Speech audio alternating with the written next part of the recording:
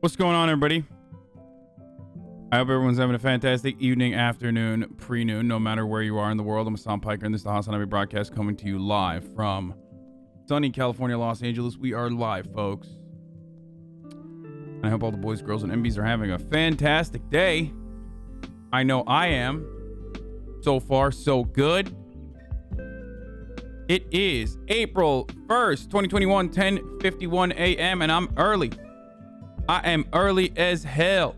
I am way earlier than I usually would be. And the reason for that is because I am excited to stream for you on this wonderful day. I'm well rested. I ended last night at 10 hours. And my God, what a difference those 3 to 4 hours makes. Now, today is, of course, April Fool's Day.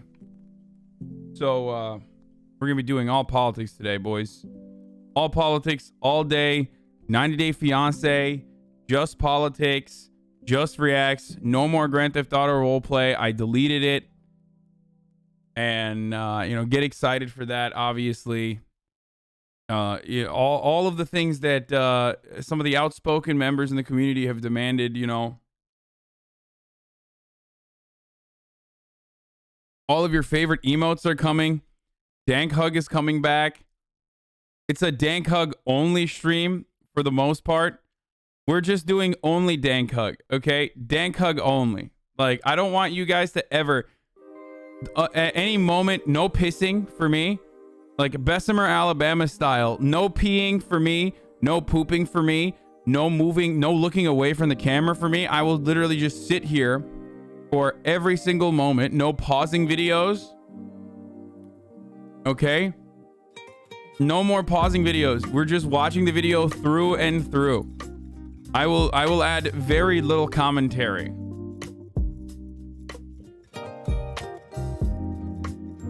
Okay, I will beat Nameless King.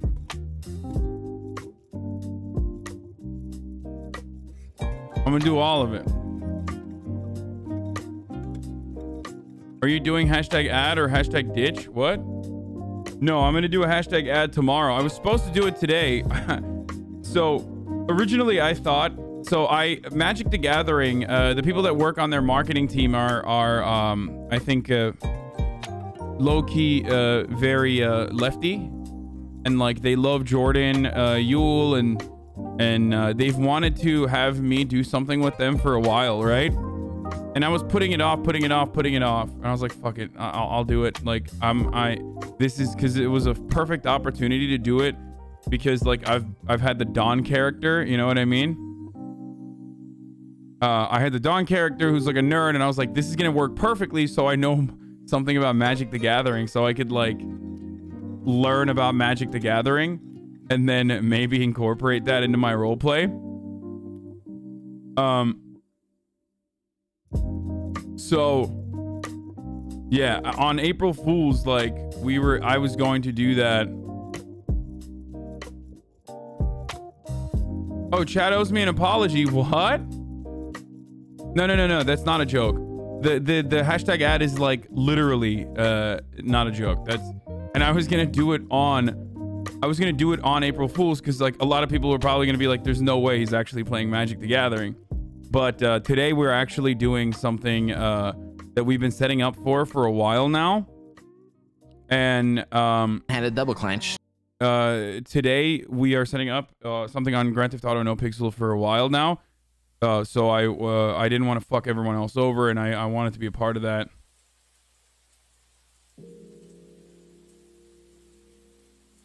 So I am going to be doing that, and then I'll do the hashtag ad tomorrow.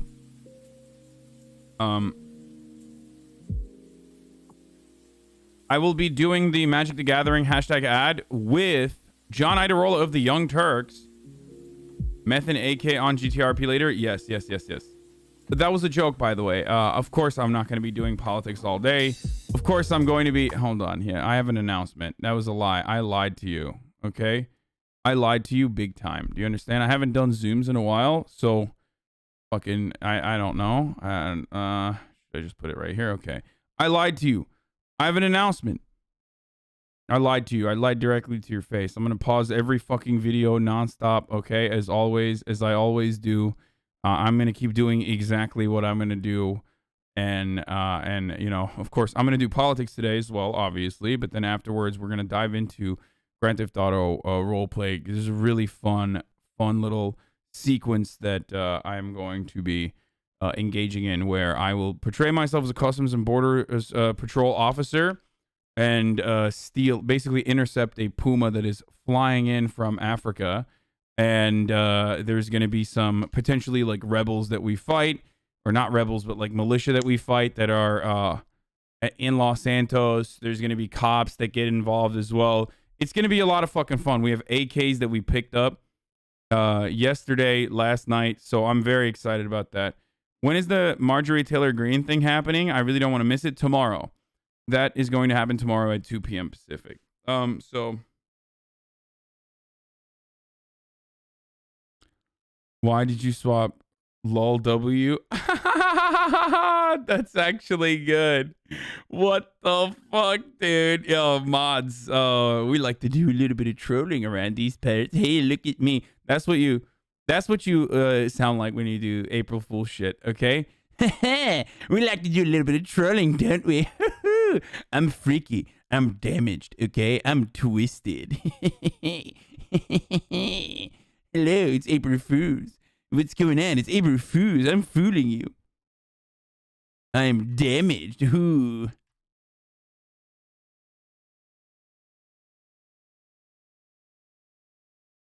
That's what I sound like? Yeah, when you do fucking jokes like that, that's what you sound like.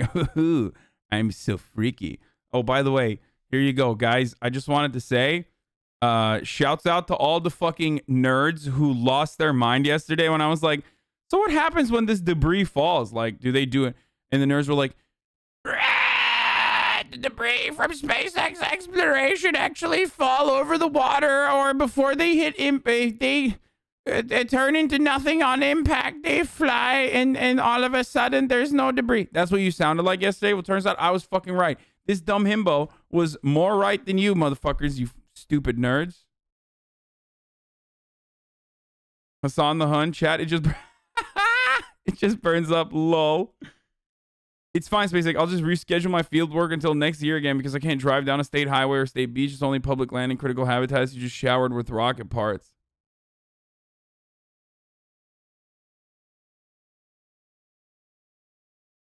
Bro, I swear to God, you guys are... My favorite thing with chat is April Fools. My favorite thing with chat is when chat is just so insanely wrong, but so confident about it.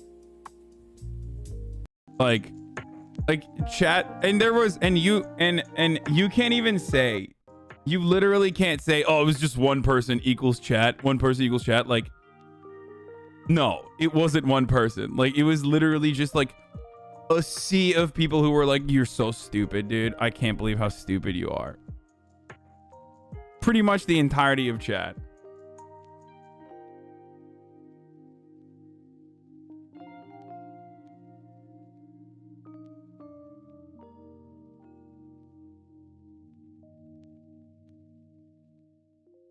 Anyway, those could be anyone's rocket parts.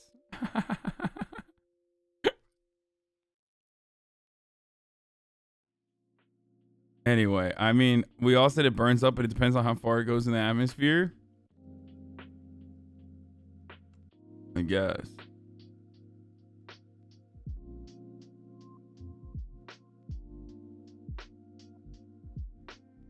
How many libs does it take to screw in a light bulb? I don't know. Conservatives are trafficking a child over state lines in the dark. Jesus Christ. Elon just said we like to do a little bit of trolling. He was pranking. He was like, this is Lang's new fucking van. This guy fucks big time. Italians, any gender, anywhere. Call today. I can't believe Buddha went and got this fucking...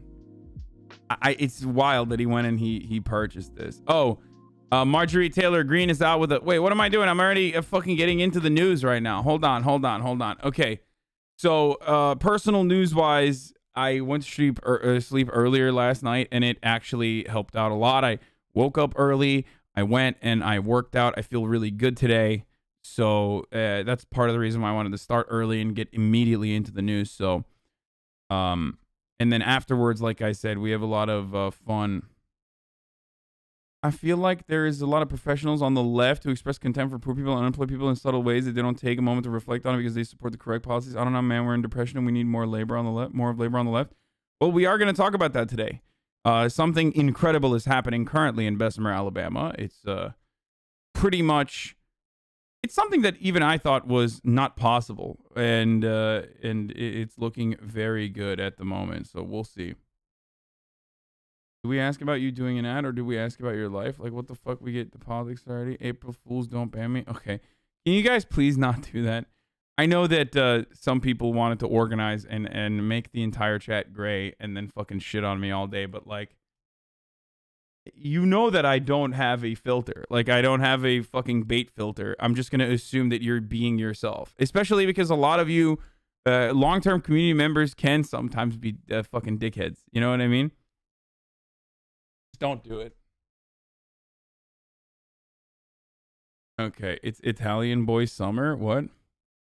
Can we do Italian Boy Summer instead? White tanks, hair gel, deli meats, and just a touch of insurance fraud. It'll be glorious.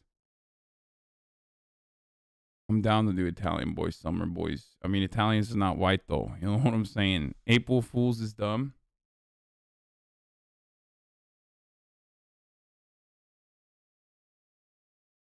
That was a Starship prototype, not what went through the atmosphere.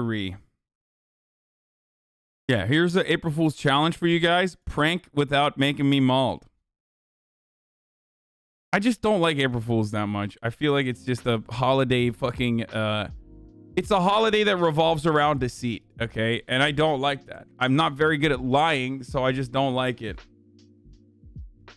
I do not like this holiday that revolves around deceit. I am live right now talking Biden's big infrastructure plan. Bessemer, Alabama, Amazon Union efforts.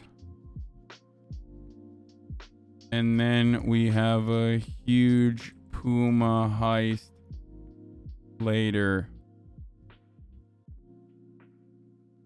Deceit sounds like the perfect American holiday. I agree. Get in now. No debates.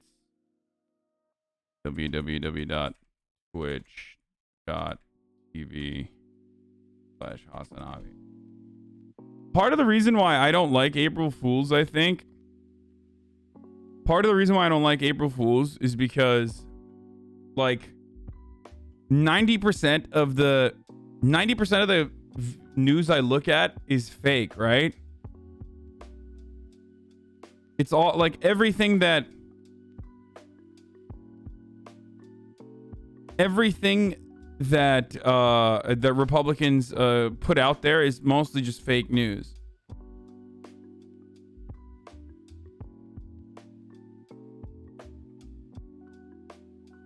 Is it appropriation if a non-Turkish person wears a Turk-style beanie? What? No, I don't give a fuck.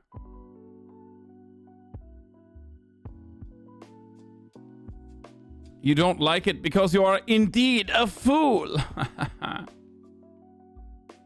Why should tampons pads be free just because 50% of the population uses them? Haha. Well, if so, food and water should be free. 100% of the population needs it. Dude, why? Accidentally based. Yeah, exactly. It's like, this is my favorite conservative take, which is like, you make healthcare free. Why don't you make food and shelter free too? Stupid. It's like, oh, wow. Yeah. Why don't we? What an incredible fucking take.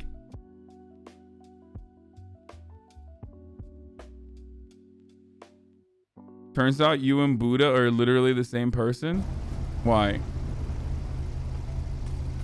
Once you're driving the lines, you don't, if you know them, because I am a terrible driver, bro. I have ADD. I space out 80% of the time I'm driving. I read my chat. I can't focus on holding W for more than 5 seconds before I... He's fucking... I'm the same way. I cannot if I have to do those racing patterns like 12 times before I have enough pattern recognition that I know where the turns are. Otherwise, every single time I race, I'm literally going to constantly fucking miss turns and shit. Space out, man. I can't do it. I can't fucking do it. I cannot. Like, anyway, I'm a Gray Name Watcher who's been sub really long time. Okay.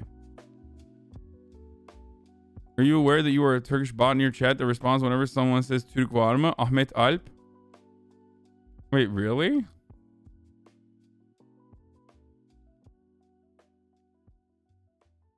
Twitch staff removed Jebaited today. What the fuck? Sag, tell chat, Prage. Wow, dude, I can't believe they removed Jebaited today. That's crazy. Playlist Peepo Haas. Biden unveils the $2 trillion infrastructure plan. Let's get started, boys. Thank you, Themasius. Unveiling his massive plan to rebuild America. More than $2 trillion proposed for roads and bridges across the country and fast-tracking clean energy. Here's how the president described it. It's not a plan that tinkers around the edges. It's a once-in-a-generation investment in America, unlike anything we've seen or done since we built the interstate highway system and the space race decades ago. Our senior White House correspondent Mary Bruce joins us now. And Mary, the big fight, how to pay for the plan. Yeah, George, and this is going to be a very tough sell. This is a massively ambitious and massively expensive plan. More than $2 trillion to put Americans to work rebuilding and repairing the country's infrastructure.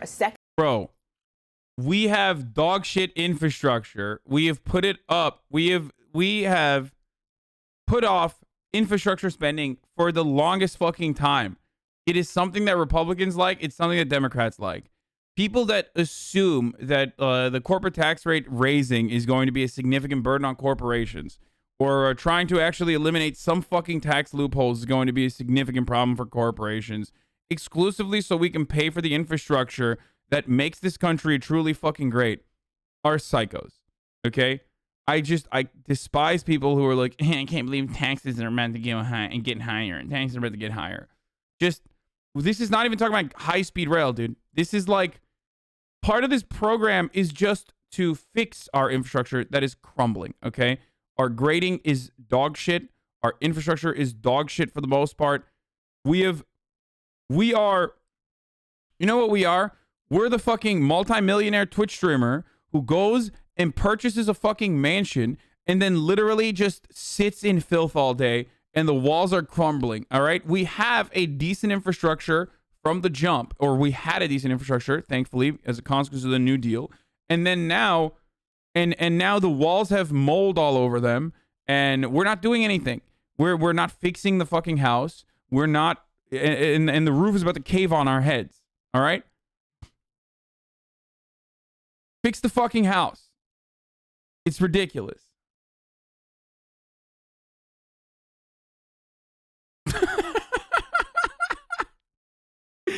Manyaklar bu herifler. Siktir git. Anyway, okay.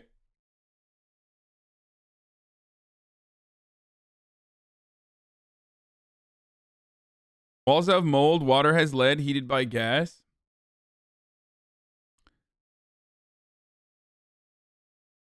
Anyway, Trump is the worst kind of mold. So, the plan includes everything from road repairs to electric vehicle stations, which Pete Buttigieg talked about yesterday, to public school upgrades and training for the clean energy workforce, okay?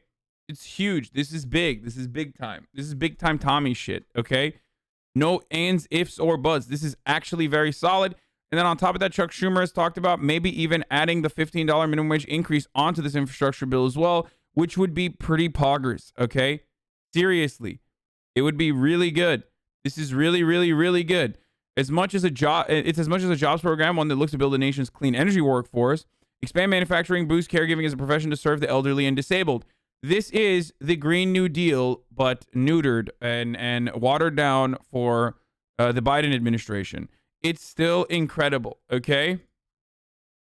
Ay Türkler amanızı sikeyim sizin hepinizin ha yani. Bir tanesi söyledi hepiniz başladınız. Hepinizi banlarım %100 yani. Acımam. Anyway, what is in Biden's plan? The plan, the centerpiece of Biden's economic agenda, will need to pass Congress, where Republicans are already lining up against it, obviously. Mitch McConnell, I believe, said that this was a Trojan horse. Mitch McConnell talked about this infrastructure plan and said that this is a Trojan horse for a massive tax hike. GOP argues government shouldn't be deciding which bridges succeed or fail. Yeah. So that's where we're at right now with the GOP.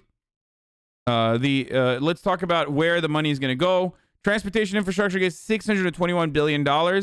Massive investment in America's roadways, railways, and bridges with a focus on clean energy. $174 billion, or 28% of the transportation portion, on electric vehicles. Okay, 28% of the spending goes to electric vehicles.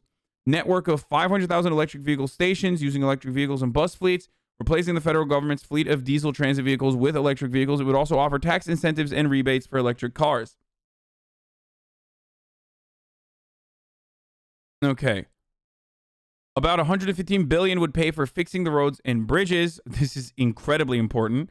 Chosen by those most in most need of repair. That includes 20,000 miles of highways and roads, the 10 most economically significant bridges in the U.S., as well as 10,000 smaller bridges. Like, our bridges are graded at a D. Okay, shit's crumbling. Okay, that's not good. We need to spend money on our fucking roads, man. Another $85 billion is set aside for modernizing transit systems, which is not enough. $80 billion for a growing backlog of Amtrak repairs, as well as improvements to route expansions. Airports, ports, and waterways would also receive improvements. That part is whatever. I feel like there's more, and it's not for high-speed rail, which fucking sucks. Just give us high-speed rail. What the fuck are you doing? Old man, I thought you were the choo-choo train guy. Why aren't you giving us high-speed rail? Give us high-speed rail. I want high-speed rail. Okay, give me high-speed rail. Fuck.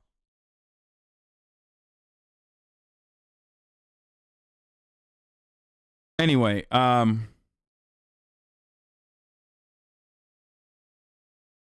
infrastructure package is smaller than what Biden campaigned on. Yes, he did. He campaigned on a gigantic fucking infrastructure plan, and he already cut it down. He already did. Here's the thing, ladies and gentlemen. A $7 trillion infrastructure plan is fucking awesome. I don't think Biden is going to be able to even pass this, let alone the $7 trillion one. So I'll take whatever he will fucking serve me. Okay. And that's my take on it. Like that, the difference between like a high number at $7 trillion to this number that we're at with $2 trillion, especially after another $1.9 trillion recovery bill just passed through Congress, when this most likely this probably won't even pass through the Senate, is not something I'm going to fucking shit on and doo-doo on. We'll wait until they actually start fucking up more significantly than promising high and then undercutting their own promises originally. Because to most Americans, they're not like, I can't believe Biden is not spending $7 trillion on the infrastructure package and instead spending $2 trillion. Wow, I am devastated. Like, Americans don't give a fuck about that. They just want big number. They want infrastructure. They're like, come on, give us something. Fix the roads.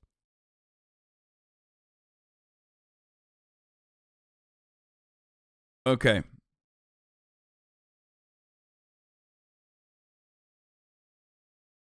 What is this? Please answer my question from yesterday because you watched my video but never gave me an answer. Haha. What is this? I'm not going to watch it right now. Hold on.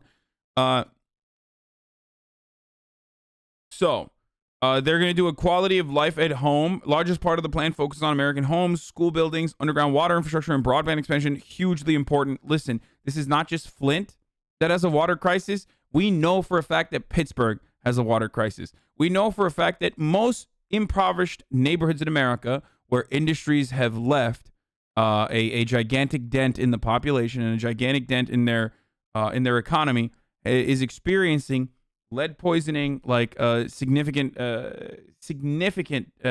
amounts of lead in their water. Their infrastructure is dog shit. It's literally all over the country. It's most major cities where poor people live.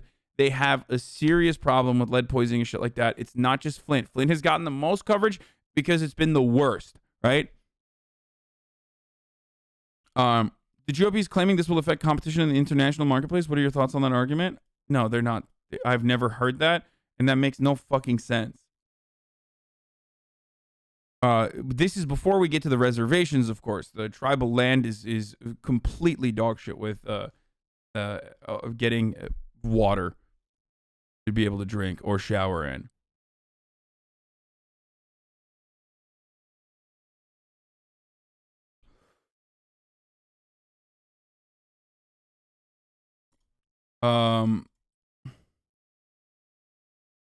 Anyway, what reason do you think Manchin will come up to make this about him?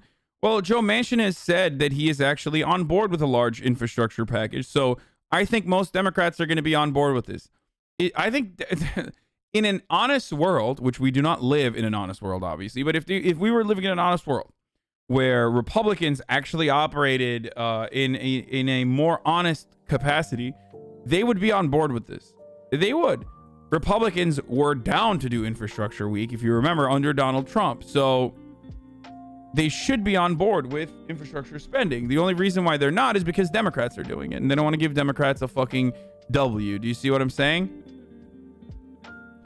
So Joe Manchin said we need to go big. I'm fine with going big. I don't know why Joe Biden is going medium big. It's still big. It's still very big. $2 trillion is a big fucking package. Okay, it is. I wish it was more than that. I wish it was larger than this, but Republicans are going to say this is fucking. Republicans are going to say this is Jesus Christ. This is fucking bullshit, and mauled about the tax hikes for corporations and tax hikes for the wealthy. And they are going to try to yeet this as best as they can. Quality of life at home is $650 billion, largest plan of the focus. They're going to retrofit more than 2 million affordable homes and commercial buildings. This includes construction and rehabilitations of 500,000 homes for low and middle income owners. An additional $111 billion will go towards clean drinking water, as I said, which is really important. There's $100 billion for constructing or modernizing public schools, with another $100 billion using high-speed broadband networks throughout the country. The goal will be for broadband to become universal for all Americans to drive down the cost for internet. The plan also calls for $40 billion to improve public housing, $18 million for Veterans Affairs hospitals and clinics, $12 billion for community college infrastructure, and $16 million to plug oil and gas wells and reclaim abandoned mines. Okay. Caregivers for elderly and people with disabilities. Hold on, I'm going to play this real quick. I got to do something in the background. Fuck. Second part of the plan still to come, expected to focus on healthcare and education, could reportedly bring that total price tag closer to $4 trillion. The president is promising this is going to create millions of jobs and boost the middle class, but to pay for it all, he is going to raise taxes on corporations and likely on the most wealthy, and that is a non-starter for Republicans. Leader Mitch McConnell is calling this a Trojan horse for a massive tax increase, and we're also seeing cracks among Democrats. Some progressive members arguing that they should actually be spending even more. Now, the president says he's open to other ideas for how to pay for this, but Biden is also adamant that they have to seize this moment now and go big. George. And the investments are popular. Okay, Mary Bruce, thanks very much. Well, hey there, GMA fans. Robin Roberts here. Thanks for checking out our YouTube channel. Lots of great stuff here. So go on, click the subscribe button right over here to get more of awesome videos and content. No. All right, here's Biden's infrastructure plan is a big plan. It is full of big ideas, but a lot of the most interesting stories are in the granular details. But again, this is just his opening gambit. This is what he's asking for. What happens to it now is going to be in the hands of the Congress. Joining us now is one of the most influential members of that body, New York Congresswoman Alexandria Ocasio-Cortez. Congresswoman, it's great to see you. Thank you so much for making time to be here tonight. Of course. Thank you for having me. So, as I know, you saw the president's speech today, and we've all been reading about and learning about what the president is asking for in this American jobs plan. What do you think of it?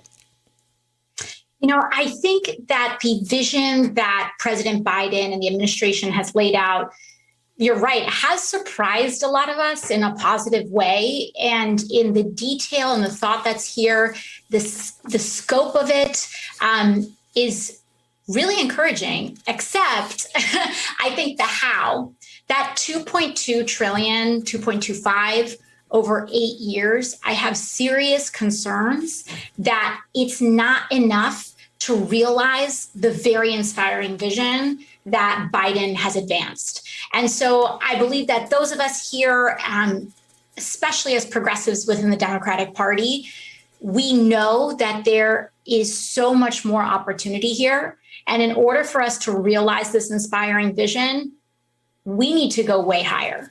And that's what's going to help us actually deliver on this really promising and inspiring vision that the president has laid out today. And when you say that it should be bigger, do you want the numbers associated with the things that the president says he wants done just to get bigger, just to do more of the things he's saying he wants to do? Or are there whole new categories of policy that you'd like to see folded into this bill that aren't there now? I think there are a couple areas there. One is that, first of all, this is 2.25 trillion over 8 years. For context, because these huge numbers are hard to understand, for context, we passed an almost $2 trillion COVID relief package that's supposed to last us 1 year with some provisions lasting up to 2 years. So the $1,400 stimulus checks, that big package that we felt in our lives, were deployed on a shorter timeline. So I think that if we need to really have some shorter timelines, some urgency, greater urgency in this package. And I think that some of these investments need to be greater. So for example, let's take public housing. This plan, this Build Back Better plan, it advocates for a total national investment of $40 billion in public housing nationwide. Sounds great, right? Except when that's yeah. So there's a lot of parts about this package that is minuscule, and that is one of them. You consider the fact that the New York City public housing system needs $40 billion alone just to get up to code. During the wintertime, people run out of heat. They don't have hot water. They don't have electricity sometimes. There are holes in people's walls. The New York City Public Housing Authority needs $40 billion alone just so that its residents can live in. Dude, what are you guys doing in the chat? Like, chill the fuck out. You're being so fucking weird.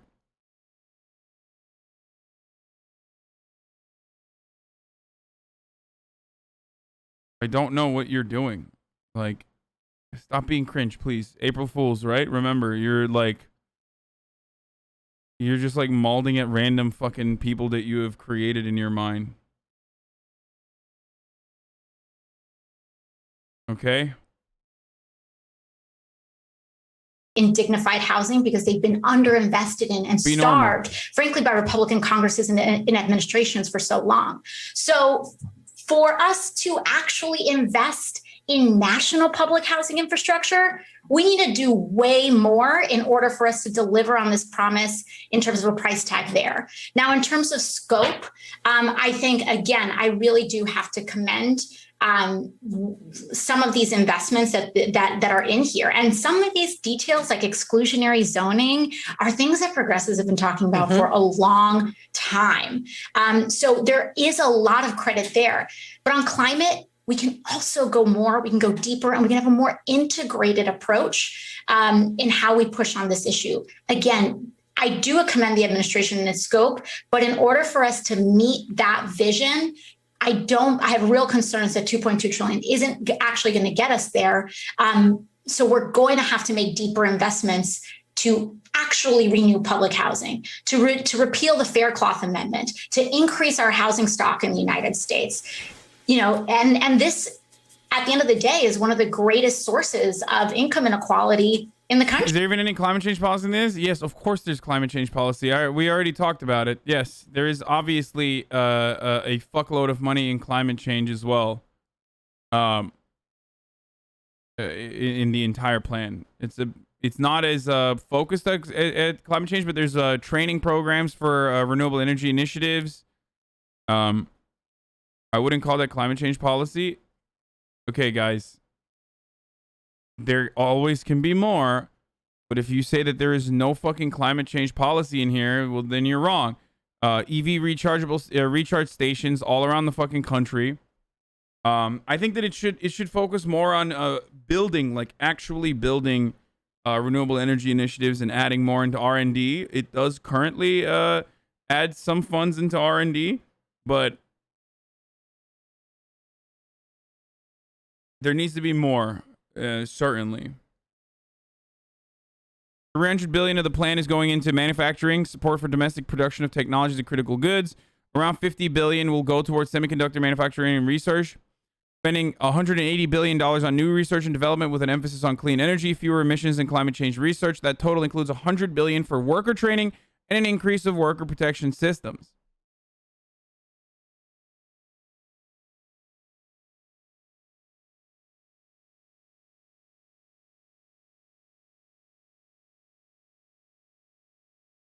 Okay.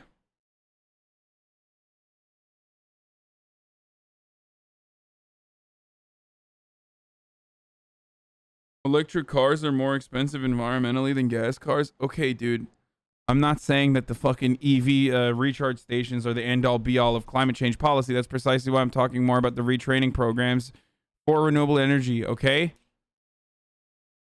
Like, it's not a lot of money, though.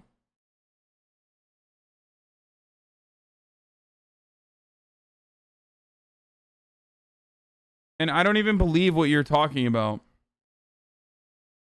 as far as EVs versus gas cars.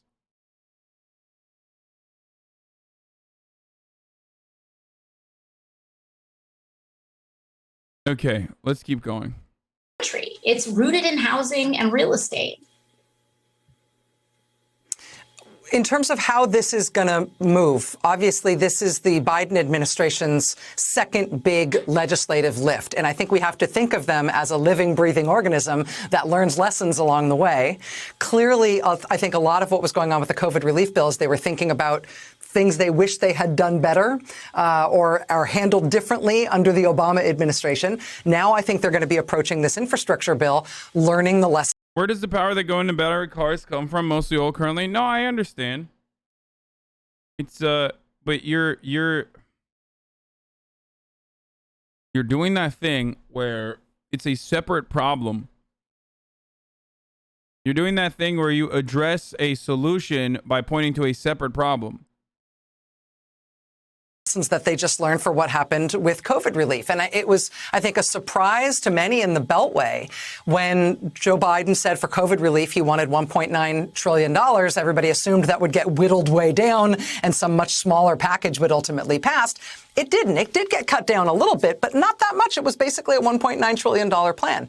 Sounds to me, from what I hear you saying tonight, that on this one what may happen is that President Biden may say, listen, today in Pittsburgh, I want $2.25 trillion over 8 years. But when it lands in the House, you and your colleagues may say $2.25 trillion is a starting point, but this needs to be a bigger bill. This needs to get larger before the Senate even gets a look at it. Is it fair to expect that that may be the way this goes? Absolutely. You know, if we could wave a magic wand and progressives in the House were able to name any number and get it through, which obviously isn't the case. But if we're looking at ideals and what we think is the actual investment that can create tens of millions of good union jobs in this country, that can shore up our healthcare, our infrastructure, our housing, and doing it in a way that draws down our carbon emissions to help us get in line with the IPCC standards, we're talking about realistically $10 trillion over 10 years. And I know that may be an eye-popping figure for some people, but we need to understand that we are in a devastating economic moment. Millions of people in the United States are unemployed. We have a truly crippled healthcare system and a planetary crisis on our hands, and we're the wealthiest nation in the history of the world. So we can do 10 trillion. That is a thing of political imagination. However, even when you break it up into those two parts, what's important to remember is that this actually isn't just a progressive versus a moderate issue. You have some of the most conservative members of the Democratic caucus, like Joe Manchin, that have even signaled support for a $4 trillion infrastructure plan, which is double in the numbers. And so I think that there's some key dynamics that have changed here, which explain some of this. One is that there is a genuine built power in the progressive caucus within the Democratic Party, but also just progressive ideals in general in the country that... Guys, I'm number one railway boy, okay? Stop saying like, oh, it triggers me that they're fucking subsidizing cars. They're subsidizing cars. They're subsidizing cars. Like, electric vehicles are still ultimately better than fucking vehicles that rely on fossil fuels, okay? I understand that they, when you're building the electric vehicles and when you're generating energy for electric vehicles, you're still using fossil fuels, but it makes the transition into renewable energy easier, okay? They're still more environmentally fucking friendly than just regular combustion, gas combustion, fossil fuel guzzling engines, okay? That's one. Two, I'm a fucking huge train person, okay? I love trains. I wish they were building a more robust nationwide railroads that are fast as fuck, and we were experimenting with like a high-speed rail. I wish that was happening. It's not. I want that. When's the last time you used trains? Motherfucker, when's the last time I've done anything? That's a terrible fucking question. Last time I used trains was between San Diego and Los Angeles, because I don't leave my house. And that was the last time I left my house and went somewhere. Okay? And it's kind of dog shit, but it's still a lot of fun. I loved it. I absolutely loved it. I do. I love trains. Okay? I'm a big fan. You like trains? Name every train.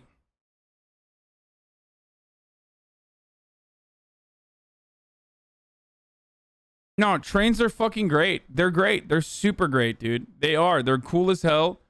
They're way better for the environment. It's just never going to happen because the car manufacturers are far too powerful and have been for the entire history of like post-industrial revolution in the United States. So, lol, the guy who said that has never lived in a city before, metros are fantastic. Yeah, we don't really have a lot of that in Los Angeles. Don't get me started on this again. Remember when you almost missed your train with Daff and the Chip? I did miss my train with Daff. I had to go and rent a hotel room and stay the night and then wake up early as fuck in the morning and come back.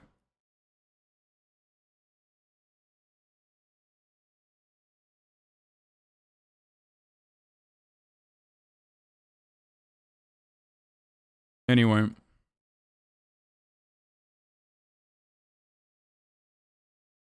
Metrobüse bindin mi? Bindim amına koyayım. That power has built very significantly, and we are in a fundamentally different political moment. But on top of that is that even when you look at what comprises more moderate views in the caucus, economic populism that works and centers working class people is popular. And I think Republicans kind of run on that aesthetic. And I think Democrats, they talk about it, but we actually are about it. So Democrats kind of run on the aesthetic low key as well, or high key run on the aesthetic and not really do anything.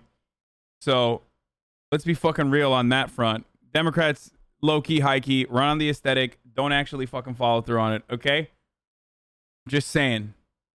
But I think that the country shift, people really, I think, are starting to understand that these issues are no longer fringe progressive demands, but they are consensus builders. And so we need that direct investment. We need to build our housing stock. We need to stop making it just an investment for corporations to gobble up our housing stock and an actual... Wow, a rare critique of AOC from Hasan. Shut up, bitch. I criticize AOC all the time. Thing that we use and live in and enjoy and don't have to fear that our kids won't be able to afford a home, a place to live and make a family. And so those kinds of investments, that's what this is about, not to mention rural broadband, not to mention roads, bridges, mass transit, and a national, truly national system of EV vehicles and a full electric, federally electric fleet. New York Democratic Congresswoman Alexandria Ocasio-Cortez, it is a real pleasure to have you here. Thank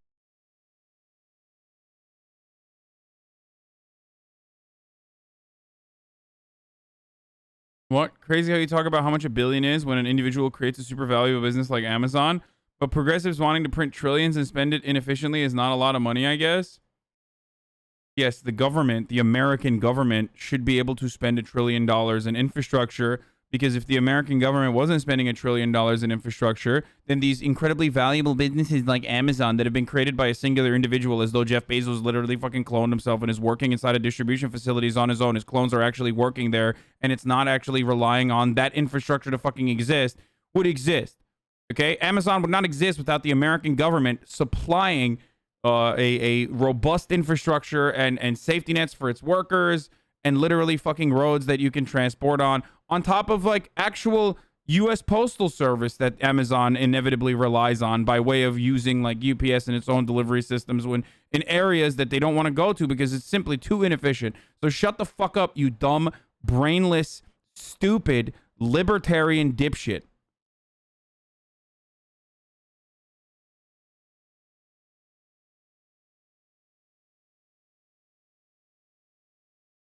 Anyway. Okay, we talked about Matt Gaetz already. I don't want to go back into it. I'm not going to play the never-before-seen video of the Derek Chauvin trial because it's fucking traumatizing. It's really fucked up. I will just simply say this. There is a body cam footage that we had not seen before that came out during the trial, and I will tell you this much. Not only was Derek Chauvin choking George Floyd by placing his knee on his neck in the moments, in the 9.5 minutes that he did so, where George Floyd 37 times said, "I can't breathe." He also was pulling his arms behind him because he was handcuffed at the time. He was pulling his arms up and pulling his arms back as best as possible to ensure that there was more compression on his body and he would choke out and die.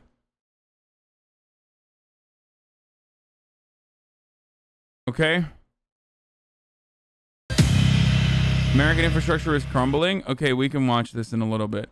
Here is Amtrak's response to the Biden infrastructure plan.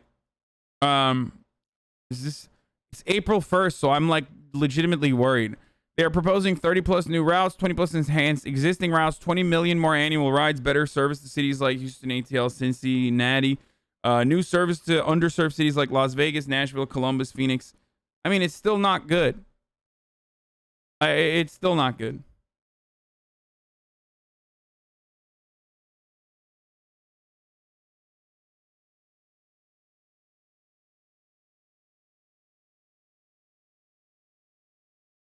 Oh, it came out yesterday? Okay, good. It's not a debate.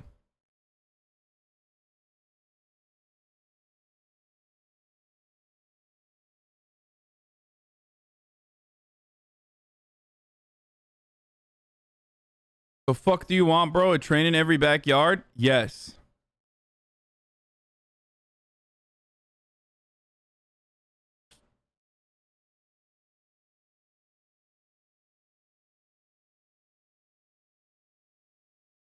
Bro, I just want high-speed rail, okay? That's all I want. I'm a simple man with a simple brain, and I think that a high-speed rail that connects more hubs, specifically in the Midwest, to western states and larger cosmopolitan cities would be very effective. Amtrak is literally horrible. Yes, it's literally horrible because it's underfunded. I don't know why the fuck people always literally look at an issue in a moment where everyone's like, we recognize that there is a problem with Amtrak, and that problem revolves around funding. It is crippling. It's super underfunded. What we need to do is fund it more. And motherfuckers are like, well, it sucks. It's same with public education. It's like, dude, yeah, I know. They're trying to fix it, okay?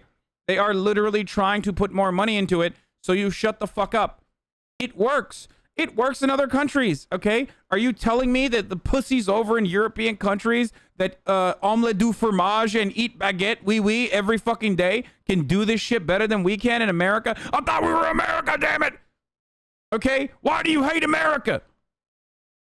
Seriously, I want to fucking own conservatives going forward just by being like, you mean to tell me that the fucking fake Frenchmen in Canada are capable of doing something that we can't in America, in the fucking, you know, wealthiest nation on earth?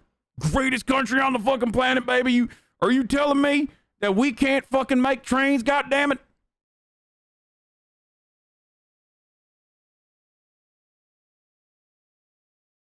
Go ahead. Tell me you love the Frenchman.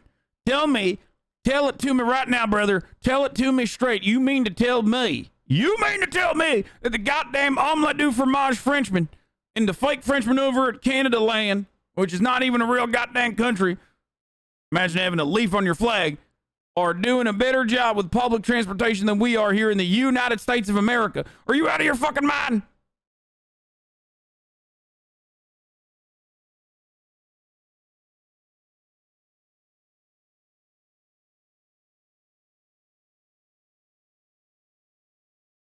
It's au fromage. I don't care, motherfucker.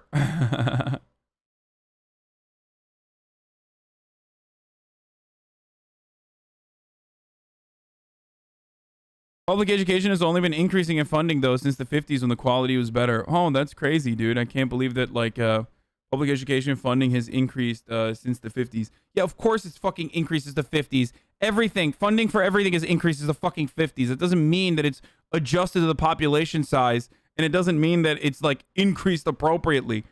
It's like saying, well, the Veterans Affairs Office or the VA gets more increased funding every year, and their system is dog shit. Oh, I wonder why. Maybe because we're sending millions more to fucking war, so the pool of people that need healthcare has grown tremendously and not adjusted to the amount of fucking financing for the VA.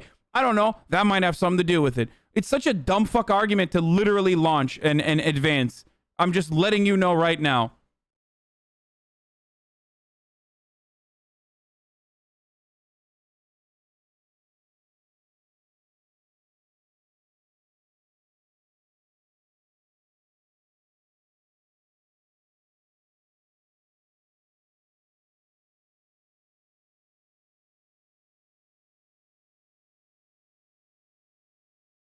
Anyway, China has 125 times the high-speed rail as America, and the only high-speed rail line in America, the Acela Express, is just a bit over half as fast as China's trains. Yeah, it's very sad. April Fool's equals more stun locks? No, less stun locks. RIP me being a new Canadian viewer. Okay, I'm fucking joking. Obviously, I love Canada. Shut the fuck up.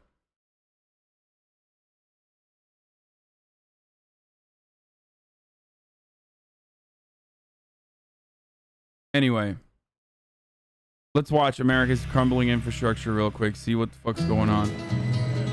And then I'm going to get into Bessemer, Alabama union talks and why I'm super fucking triggered by the New York Times Daily. Everybody's talking at me. Jesus Christ. Am I going to get DMC? La la la la la la la la la la la my man. Okay, come on, Vice. What the fuck is this, bro? They made a fucking movie out of this shit. It's rush hour at Penn Station, New York's busiest and least aesthetically appealing railway center. The trains I take pass through here, along with the trains of 500,000 others every day, which is connected to New York and the rest of the Northeast by one little tunnel built in 1910 in drastic need of repair, just like the rest of America's infrastructure. Amtrak's North River Tunnel has 2 tracks, the only rail lines under the Hudson connecting New York City to the rest of the country.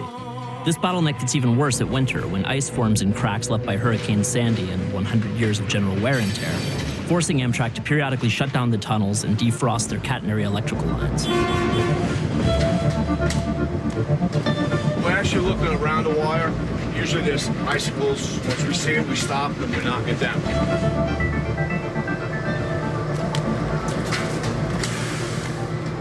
This icicle here could trip out the catenary, could knock the wire down, a train could come in, then you have 600 people here stranded, then you got no power, and people are freezing on the train for hours. If we keep up with the ice, it won't happen. If we don't, it'll happen a lot.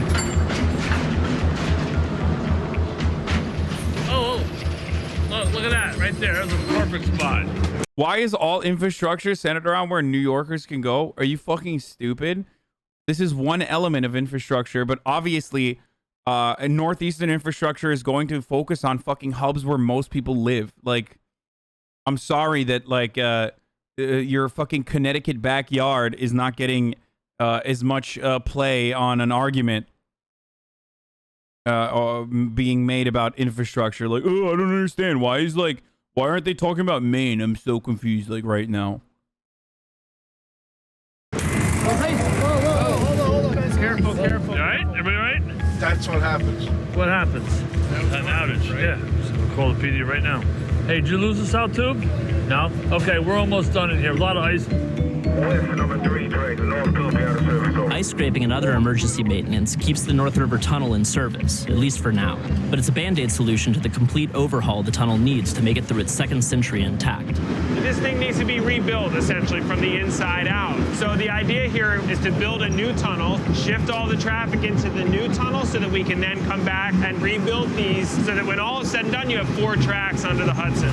A 4-track Hudson rail line is one of the goals of the Gateway program. While the new tunnel is still waiting for full funding, the old one puts as much as 20% of the entire country's GDP in jeopardy every time it has to be closed, which is frequently. Chaos and confusion at Penn Station last night. Transit problems at Penn Station again. The North River Tunnel needs federal money to help cover its estimated $13 billion price tag, a number that goes up by over $1 million every day they put off digging. Fortunately, the guy we elected president made a big deal out of allocating big money to big infrastructure projects just like this one. We need to pass a $1 trillion infrastructure plan to build new roads and bridges and airports and tunnels and highways. Yo, I can't believe that like Republicans are fucking losing their shit. And this dude literally, fuck you. This dude literally is, I mean, Republicans advocated for a $1 trillion. Republicans advocated for a $1 trillion infrastructure plan, which is bullshit. It never was going to happen, obviously. But like, it's wild that now they're shitting on the $2 trillion Democratic infrastructure plan. And railways all across our great nation. Turning that vague promise into an actual plan was delegated to businessman and former member of the U.S.-China Congressional Commission, Dan Slane. Slane produced a list of 50 infrastructure projects for the Trump transition team to consider, prioritized by their urgency and national importance. My plan was to search out the most critical projects that we could start with, then define how many jobs would be created by those, what the economic development benefit was, so that I could go up to Congress, give them the estimates, and then the following year go back and give them the actual numbers. That was the plan. Why did FEMA approach you for an infrastructure plan? Because I knew a lot about China. I studied what China did when their economy would start to dip. They switched over to infrastructure. They started building railroads, hospitals. Oh, interesting. What a strange and interesting take. Wow. So you know, robust infrastructure plans actually end up significantly helping the economy improve. Who would have thought? Power stations it's communism, all over brother. Eastern China. Billions of dollars that they poured into their country. And then when the economy picked up again, they stopped. And I saw the power of infrastructure. Our economy for the last 10 years has been stagnating. There's only 2 ways to grow your economy. You increase employment or you increase productivity. Infrastructure does both. Unlike China, however, the United States hasn't tapped into the full economy-saving power of infrastructure since the middle of the last century, both in terms of building new stuff and keeping the old stuff in working order. And it shows. Now, we just inspected this bridge last year. There you can see the extent of the deterioration. See the hole? That's called the floor beam. That actually is a fracture critical member. Fracture critical means if one member fails, the bridge can fail.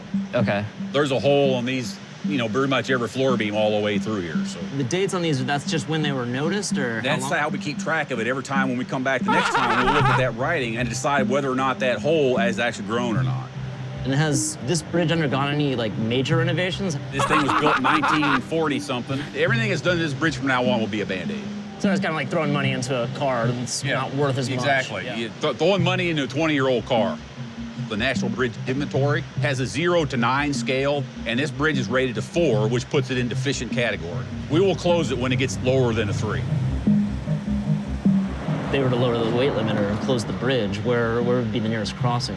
It's the only one within 100 miles or so either direction. How much time would that add to a trip? I'm guessing probably 4 hours at a time. Multiply those 4 hours by just the 6 trucks we've seen crossing the bridge in the 20 minutes we've been here, and you've already got one full 24-hour day worth of lost time and wasted gas.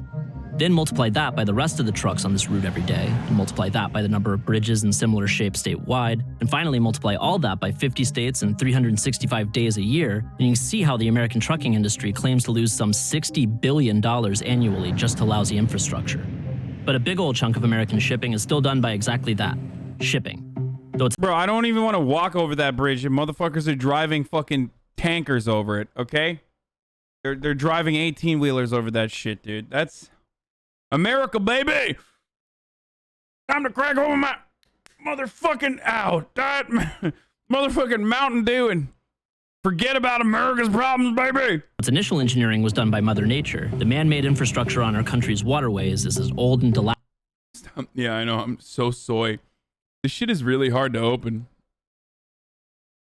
Hold on, let me put it in my koozie, brother. In my motherfucking koozie, brother. Hold on. Hold on, brother. Home of the free because of the brave.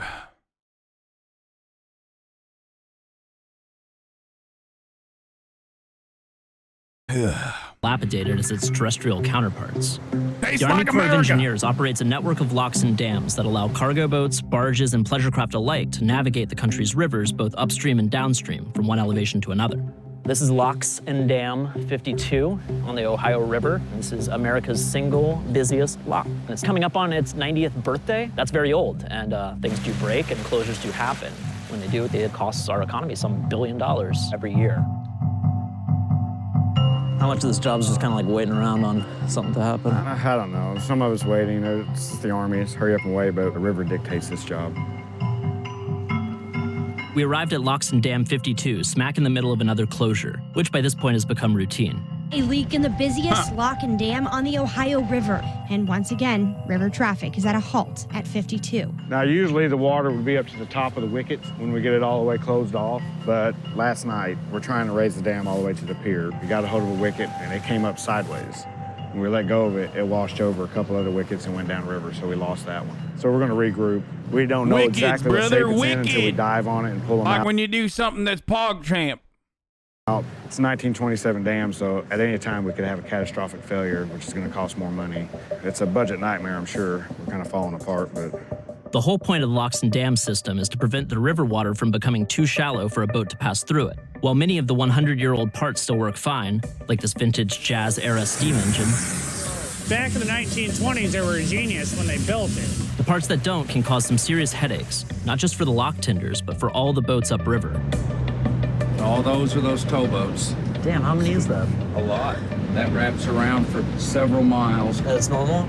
Bro, it's like major news what's happening in the Suez Canal. Turns out, like, in America, on any given moment, on any given day, you have Suez Canal type fucking gridlock. Yes. Huh. But what's bad traffic like, if this is normal? 150. Wait. I hope they've got some good books. Hey, them boys, they're creating jobs over there, brother, for the stuck boats, for the step boats that are stuck.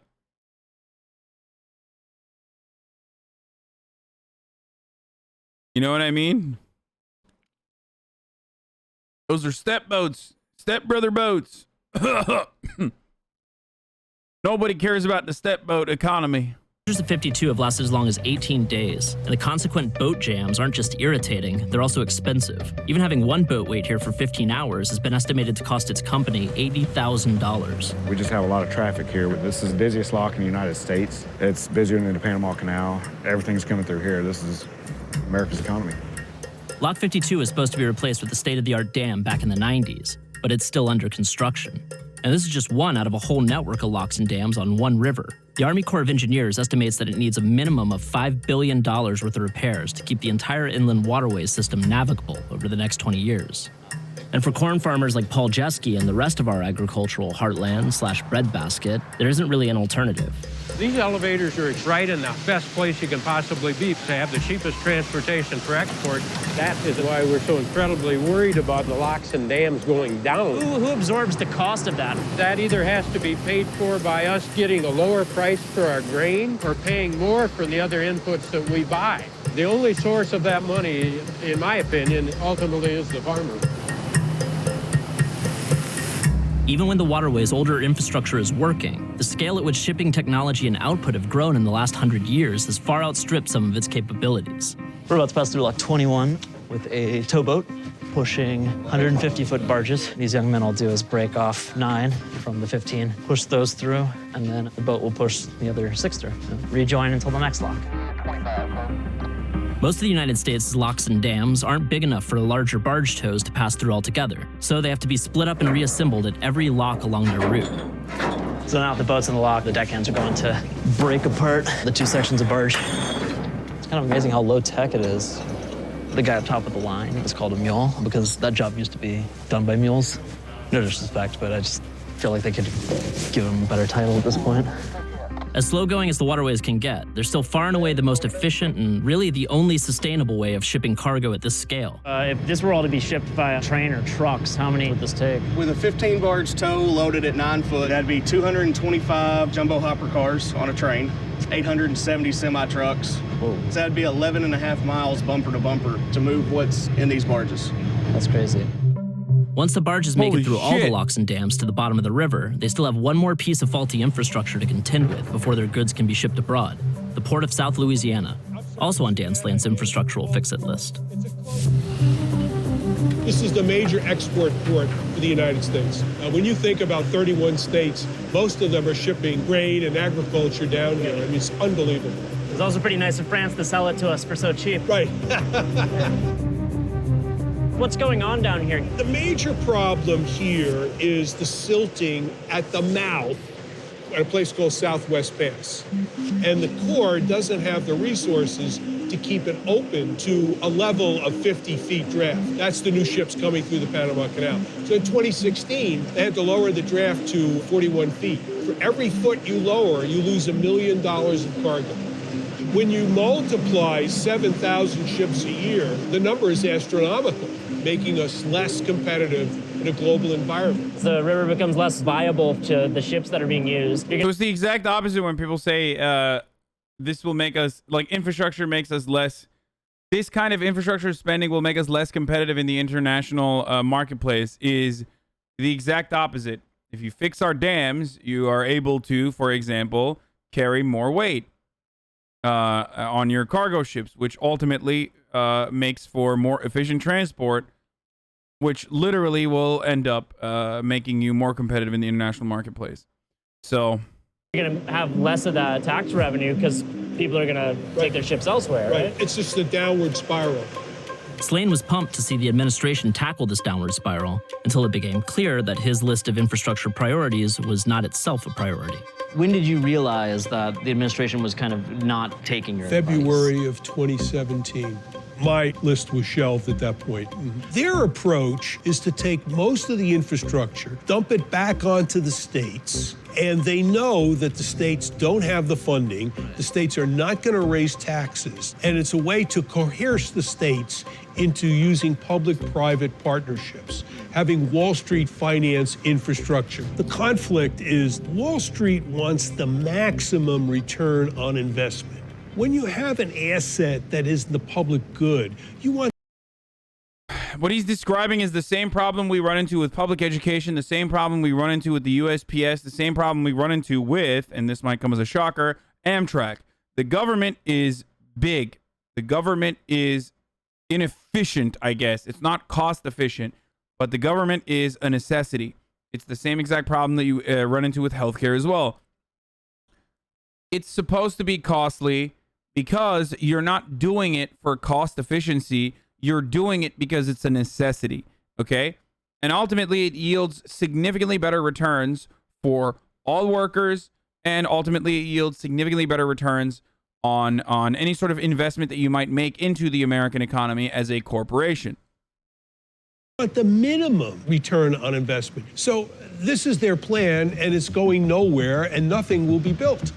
Unfortunately, the Trump plan, as you have heard, is a sham. The president has said he wants to spend $200 billion. I'm not quite sure where those dollars are coming from. We're not going to be part of this budgetary flim-flam and pretend you can pay for roads and bridges just out of thin air. I could have started with infrastructure. I actually wanted to save the easy one for the one down the road. So we'll be having that done pretty quickly. Whether Trump intends to get to infrastructure quickly or down the road, or if these words are somehow supposed to mean the same thing, not having done it right out of the gate may have been a big oopsie. I tried to convince them to come out of the box on January 20th to do infrastructure. In my opinion, it is the single biggest mistake the president made. And I think if he had done that, he would have been invincible in November. We're going to get this infrastructure going. $1.5 trillion. Too much bureaucratic bullshit in a bloated government takes too long to do anything is such a fucking dumb take. Yeah, the government does have bloated parts, but it's mostly a fucking meme, okay? Like, there are inefficiencies that are supposed to fucking happen. You look at that, and then you act like every part of the government is just corrupted by the bureaucratic process. Whereas there are so many fucking jobs that are completely worthless within the private industry, the private sector as well. Yeah, vaccination efforts in the past years proof against that. Exactly. These motherfuckers just blew past every check mark or every like what's the term for it? I mean, they did an incredibly good job with vaccination efforts in America. There's always going to be bloat, there's always going to be bureaucracy, but ultimately claiming that like oh, everything the government does is every metric, sorry, that's the word I was looking for. You said earlier that some people argue that more infrastructure spending equals less competition. How the fuck does that work? No, those people are fucking stupid.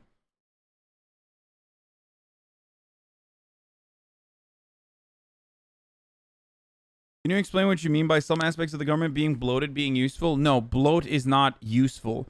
I'm saying that, of course, there's going to be bloat. Of course, there's always going to be bloat. There's bloat in the private sector as well.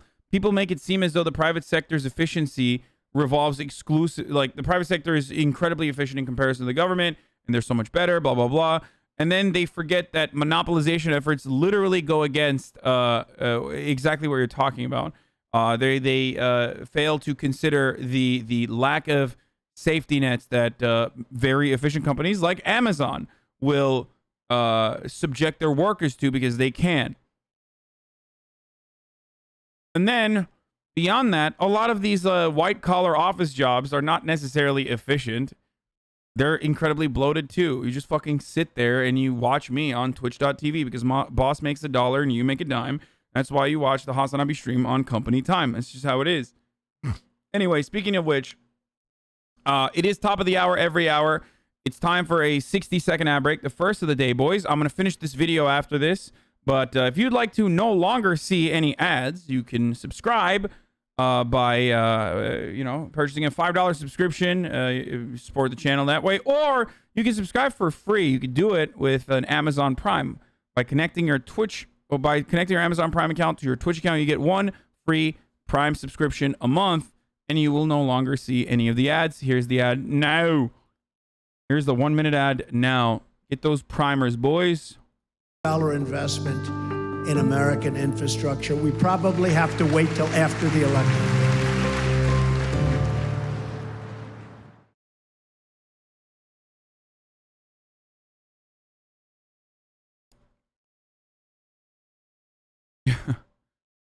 Anyway, wanted to watch that really quickly. Steven Crowder's being even more bigoted than before, so that's fun.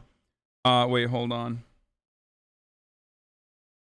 But another thing that I wanted to talk about, of course, is, aside from infrastructure, let's talk about the battle on Amazon's first warehouse union in Bessemer, Alabama. Ladies and gentlemen, this is a story that we have paid close attention to and covered for the past month or so. Amazon has taken some insane actions against this union. They officially voted to unionize. We will find the tally of said unionization efforts in the upcoming couple days. Very excited to see what happens. This isn't just a incredibly important step for the union workers or the unionized workers in Bessemer. This is an incredibly important step for the American labor force. This is the perfect opportunity to unionize, as everyone's paid a lot of attention to essential workers, first responders, but also, you know, people that work inside of fucking factories and distribution facilities for the past year, talking about how important they are. We already know that Amazon facilities are dog shit as far as worker rights goes. They have time off task, something I've talked about in the past as well, that forces workers to literally hit like insane KPIs that force them to piss and shit in bags and stuff like that while they're doing deliveries and whatnot. So there were a lot of problems in these Amazon facilities, KPI, key performance indicators, like daily quotas and whatnot. So finally, the Bessemer, the workers in the Bessemer distribution facility decided to unionize, decided to look into unions as a consequence of these time off tasks, and other ways that Amazon was mistreating them, basically, or the lack of communication within management and the workers in the Bessemer facility. You don't actually believe the pee in the bottle stuff, right? No, I do believe in the pee in the bottle stuff. It's not only a very real thing that they uncovered in the UK, but it's also something that has happened in the United States as well. And he's memeing. Oh, he's making fun of the Amazon news. He's quoting the Amazon tweet. Okay. So, yeah, sorry. He's quoting the tweet from the Amazon news account that was like, you don't actually believe the pee in the bottle stuff, right? Anyway, not only does the pee in the bottle and shit in bag stuff so real, Amazon's higher-ups are aware of this and literally have decided to punish drivers, for example, that take shits in bags because the bags have like trackers on them now. Or if you take a shit in a bag, like they will know who was the last person that drove and they will fucking dock your pay or punish you. Like Ken Klippenstein, friend of the show, found leaked leaked documentation from management that there was an Intercept article on this as well. Leaked documentation from management to the delivery workers that urged them not to fucking piss and shit in bags. So they are literally aware of this problem.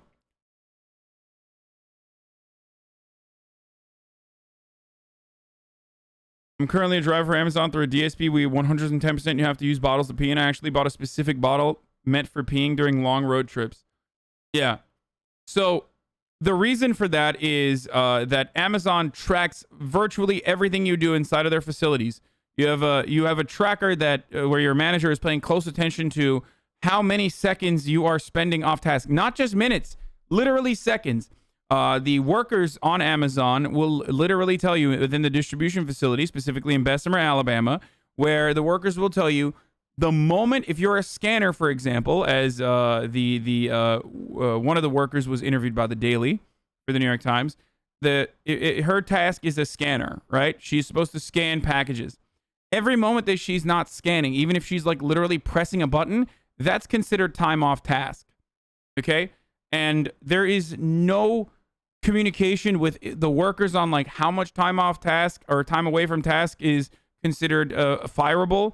What will get you to dock your pay? The facility is gigantic. It spans across 15 football fields.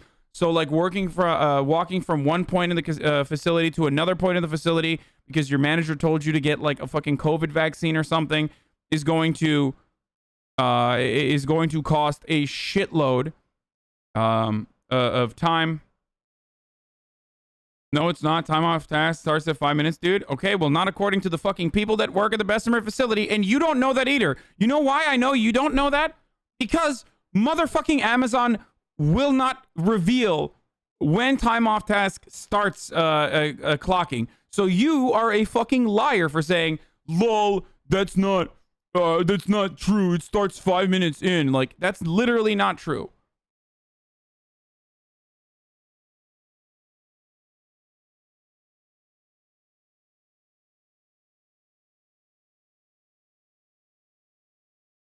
All of the conversations within and amongst people that work for Amazon that are in this chat right now are absolute speculation. It's literally fucking speculation. You are all speculating because Amazon has no official take on how much time off task means that you're going to get fucking fired. They always change it up. Got nailed for having time off task for being 3 minutes off because of a bathroom break and having to travel around the facility. Exactly. So you don't fucking know. You literally do not know. These fake Amazon accounts are getting weird. My name is David from the Amazon back. Oh yeah, this is funny as fuck. Hold on. But the real ones. Does anyone have the real tweets? That Amazon has like a bunch of bots on the internet, probably in here right now as well, saying like idiotic shit. Yes, they do. It's 3 hours. Time off term is term. 30 minutes will get you written up. Time off task starts at 5 minutes of my cushy corporate Amazon job, so it's probably the same for the factory workers. Yeah. I'm a manager for DSP at Amazon. Before 2021, we were averaging 50 routes a day. Amazon recently decided we were making too much money and slashed our routes down to 20 a day.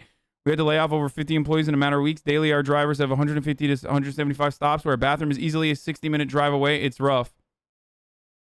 I mean, I'm on Amazon. Yeah. Those motherfuckers that work on like the metric side at Amazon that are in my chat right now are doing the same thing that I would be doing. Like, oh, well, I'm an Amazon employee and I make this amount of money a year, so all of the employees at Amazon are happy. Like, shut the fuck up. It's ridiculous. Oh, the Amazon brand ambassador shit's like incredible, dude. Here, this is great.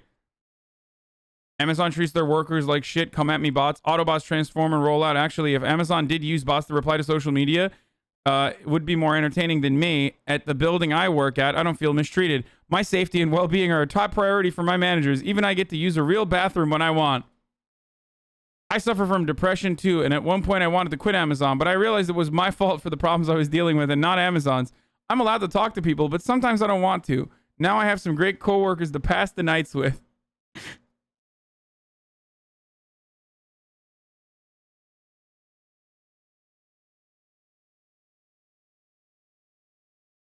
I don't know if this is real, dude. I've seen so many of these that I don't know which one is real and which one is fake at this point. Amazon Twitter army was handpicked for great sense of humor. Leaked documents reveal. Oh, here it is. Here it is. Here it is. Here it is. Here it is. Although the facility is big, there are numerous bathrooms to use. My building has 12. Each bathroom can have 3 to 6. That's plenty. Plus with 20, 30-minute breaks, that's more than enough time. Bro, this shit is crazy, dude. Wait, I don't care about this, dude.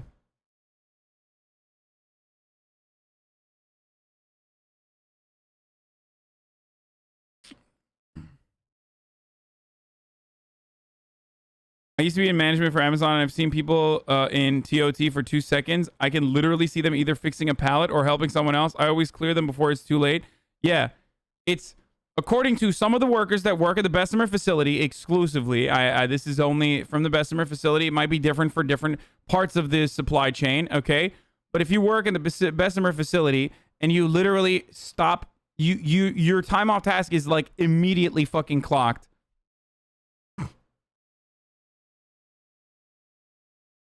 Okay, it's immediately clocked, and it builds up.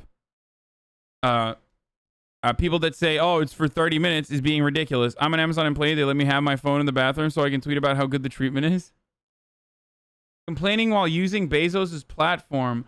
I know, except I'm complaining while also taking advantage. I'm advocating for socialism while also taking advantage of, you know, publicly funded infrastructure that allows the ISPs to fully function on a technological advancement called the internet that, again, was created as a consequence of government programs. So imagine being an advocate for capitalism while literally using the fucking internet, while literally fucking logging onto the internet by ISPs that take advantage of the infrastructure that the government built. maybe think twice before you say dumb shit like that, okay? If you fucking love capitalism, then literally never use the internet ever again, okay? There you go. Shut the fuck up. If you're going to make dumbass arguments, I'll make dumbass arguments too. That's a dumbass argument, by the way. It's a dumbass argument that I just made. But it's the same kind of dumbass argument that you're making.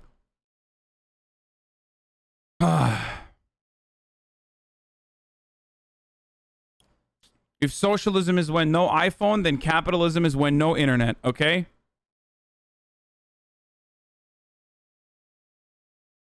If an employee reaches a certain number of points, they are at risk of losing their job. One woman says she got points for being sick during pregnancy, and multiple employees complain about getting infractions after presenting their boss with a doctor's note. Oh, yeah.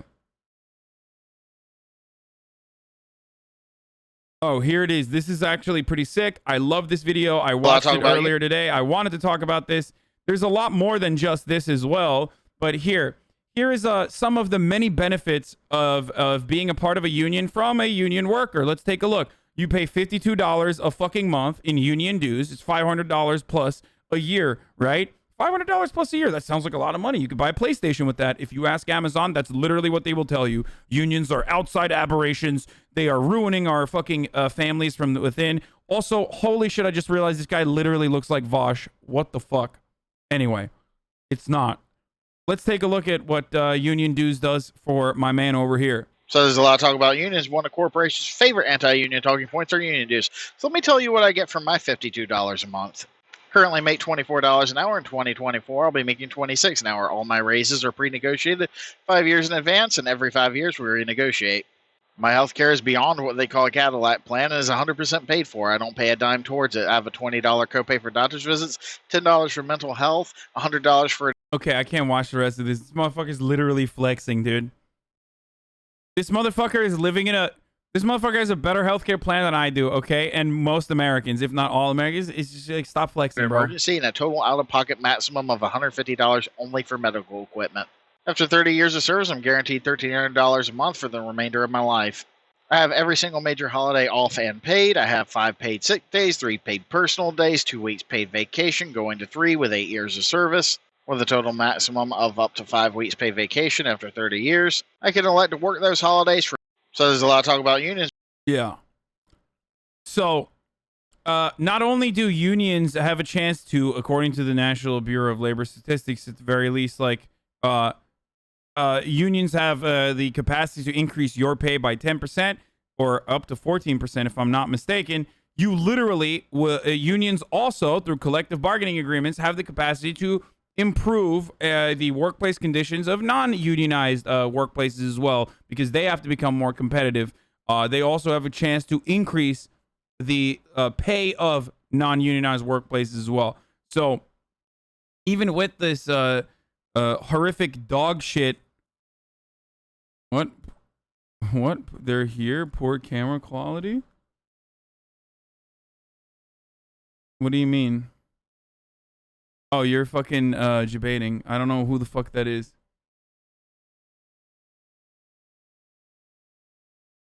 Also, for a lot of Europeans, they're like hearing this guy out and they're going, what's so weird about what he's saying? Why is he flexing? I do not understand.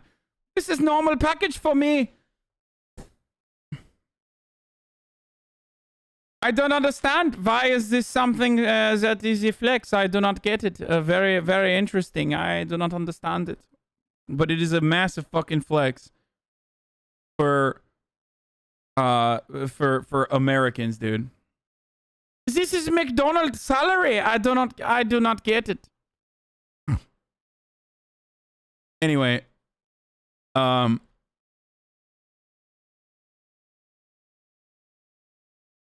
want to add a legitimate tiny positive. Amazon, my cousin is mentally challenged. She works a third shift in the office and makes like $25 an hour. Not saying Amazon is good or anything. I don't know many other places that would have hired her.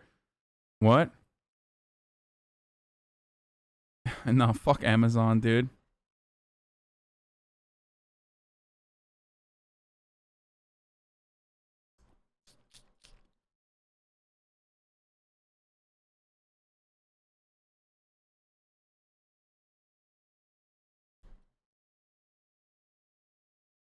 So, one of the funniest parts about this process is the misinformation. So, unionization efforts were fought back by Amazon for some time. Okay, they immediately hired a law firm that engages in anti-union consultancy. It's a union-busting law firm. There's a lot of them. It's $1 billion industry. They're paying $3,000 a day to fucking literally do mandatory training seminars for all the workers in the Bessemer facility. The training seminars consist of, you know, these fucking big city lawyers coming in and being like, you don't want these motherfuckers to come in and, you know, change the dynamic. We're a family here at Amazon. And, you know, you just think about the $500 that you're going to keep for yourself. You know, you're going to make more money without the union, that sort of thing. Trying to urge them to vote against the union without literally saying, if you vote for this union, we're going to fire you, because that's illegal still. Thank God. Holy shit. That's like one of the few fucking things that is illegal in this goddamn country still, according to, you know, the completely neutered labor laws that we have here. So what some of the unionization efforts, what some of the unions were doing was, what some of the organizers were doing is the stop signs.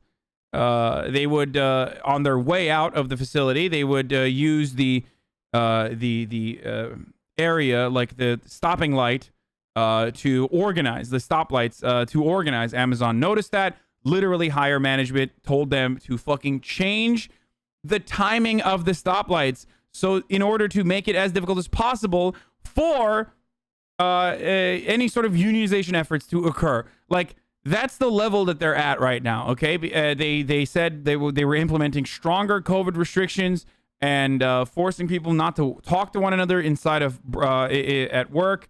They started lining up employees one by one. One worker said the conditions were similar to slavery. It caused 2 car accidents in the first week they started doing that. I mean, hey, brother, that's the cost of doing business, you see. Amazon's the most pro-customer company out there. Yes, the reason why they can treat their fucking employees like goddamn slaves with shit strapped onto them is because on the customer side, they're very efficient. That's literally it. In America, you can monopolize as long as the customer side is happy. Okay? That's how it works. The reason why we have been able to monopolize in the way that our companies have in the past 20, 30, 40 years is literally because they keep costs low for the consumers, because we're a nation of hogs that consume. Okay. So, where was I? So they did all this stuff. They made the stoplights shorter and whatnot. And yet there was obviously there was a system where it's like, where people anonymously vote on whether or not they want to unionize. And you need 2/3 of the workforce to be able to engage in this. Out of the however many thousand, I think it's like 4,000 people at the Amazon facility, 3,000 workers voted to unionize. 3,000 workers voted. No, it's not 8,000. It's 5,000. 3,000 people said that they were interested. An insane number. And therefore the it's 6K. I think it's like 5,800. No, it's huge. It's like actually fucking huge. Hold on. It's 5,000 plus, but it's not. Yes, 3,000 signed that they wanted a vote. We do not know the results of the vote yet, but 3,000 signed off to say that, or it's not 2/3. Sorry, it's 30% that's needed to unionize a workforce. I don't know why I said 2/3. And Amazon has been really aggro since then. Bro, 3,000 people signing off to fucking vote for a union is an insane number, okay? It's a fucking insane number. In a country like America, it is an insane number. Is it a little over 51% or 50% plus one?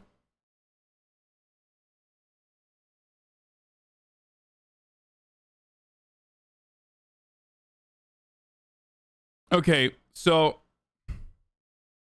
not only in America, but in Alabama too. Oh, the one part that I was going to mention is, so the minimum wage in Alabama is $7, right? $7.50. So every fucking outlet that I have seen, and this grinds my goddamn gears, every fucking outlet that I've seen, with the exception of here, that has covered this story and like obviously leftist outlets, have constantly said $7.25, Alabama $7.25.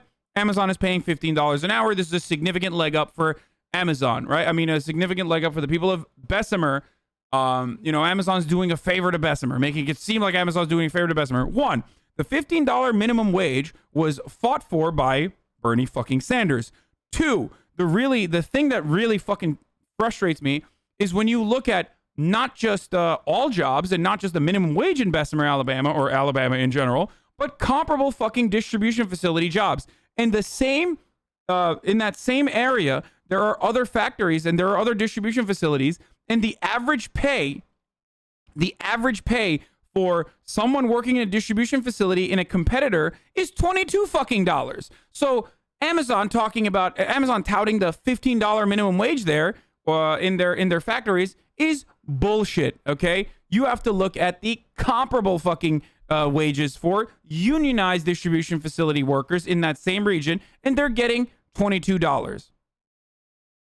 So bullshit on Amazon's behalf to fucking advocate and make it seem like, oh, well, we're doing such a favor for you guys by giving you $15.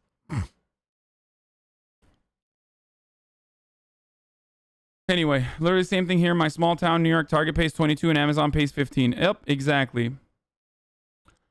On a tangential note, if we also raise the federal minimum wage to 15, Amazon would not be able to flex that competitive advantage. Raising the federal minimum wage would increase wages for everyone, even those that are not directly affected by it. Yup. Okay.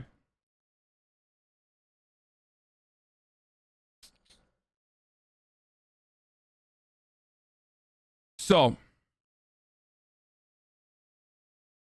minimum wage is $7.50, but the healthcare companies pay doctor salaries. Can't you see how generous they are? What? Okay.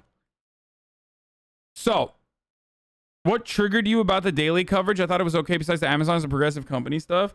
Oh, what triggered me was like the daily still did things. I am less optimistic only because I've worked in organizing campaigns in the South and have done postmortems and polling on them. I think they have a good shot at pulling it off, but I anticipate the vote will be close. Hope I'm wrong though. H. Bizzle, in every single organizing effort that you've worked on in the South, you've never had the fucking president literally offer solidarity to the organizers, right? Because that is a historic thing that Joe Biden did. Democrats have not taken an outspoken stance for union organizing against a company like Amazon, especially since like the fucking 50s, dude. I can't think of the last like a president, a sitting United States president literally going and I guess symbolically offering solidarity even by mentioning them. That's hasn't happened in a very long time, right?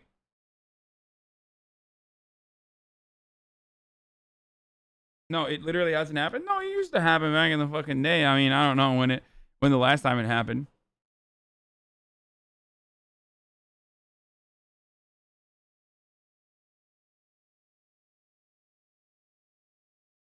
Yeah, Obama never did it. Obama literally fucked over, ditched unions after. That is true, but the South also doesn't like outsiders. This is where I am unsure how well this will play out in our election at Nissan and Mississippi. Outsiders coming in, turn people off. Also, a lot of organizers in the South overestimate the black percentage of units, and they're going on a civil rights bend has backfired, in my opinion.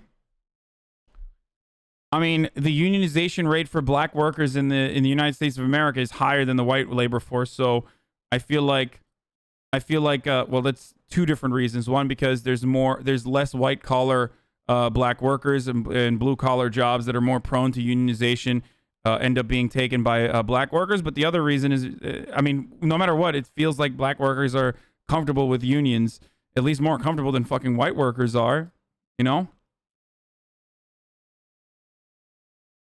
Anyway. Lib Bizzle has done more than anyone in the chat. Leftist, yes. Lib Bizzle literally, this is what he does. He is a DNC op, but also a DNC person that literally works with unions. He's the union guy. Yeah, that's true, but I pointed that out because bargaining unit is overestimated and how black it is, and then a civil rights bent to messaging occurs and white workers push back against it. Yeah. Probably.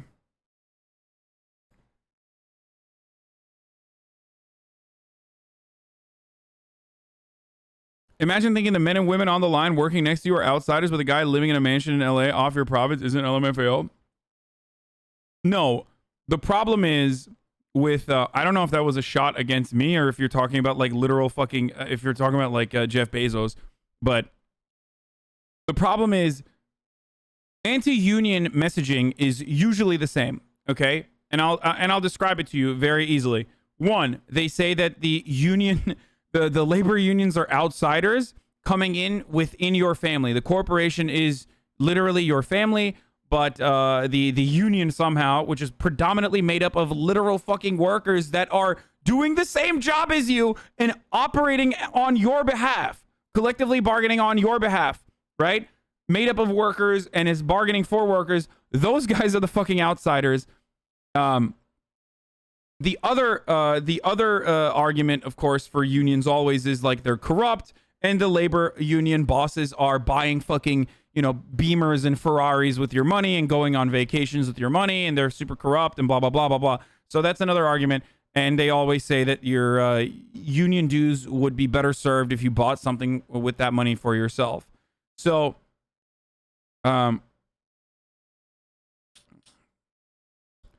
so we'll see what happens.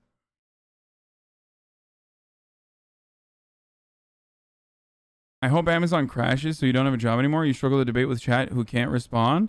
You would get wrecked IRL. You have not one original thought. I mean, that's really sad that you think that some of the greatest conservative minds, including Ann Coulter, have been fucking owned in the marketplace of ideas by someone like myself. Industrial Revolution was the last time a president mentioned and backed labor unions in America.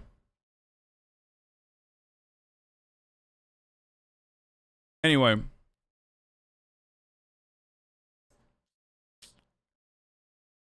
So,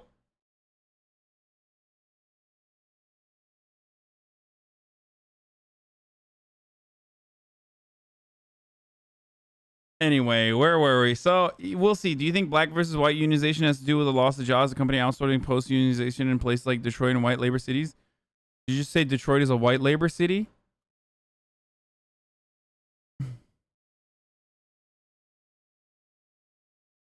If you've ever worked in like retail, delivery, any fucking job that is essential, but you get paid like dog shit for it, then you've already seen anti-unionization propaganda. Like you can buy a PlayStation 5 instead of your union dues. Don't be fucking stupid.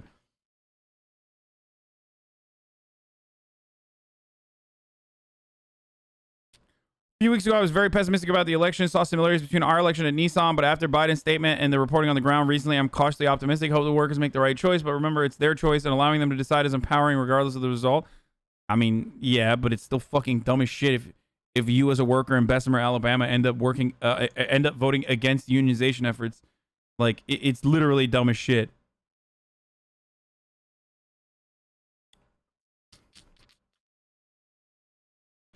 Anyway. It's super fucking dumb. You want to talk about the Daily and why you were mad about their coverage?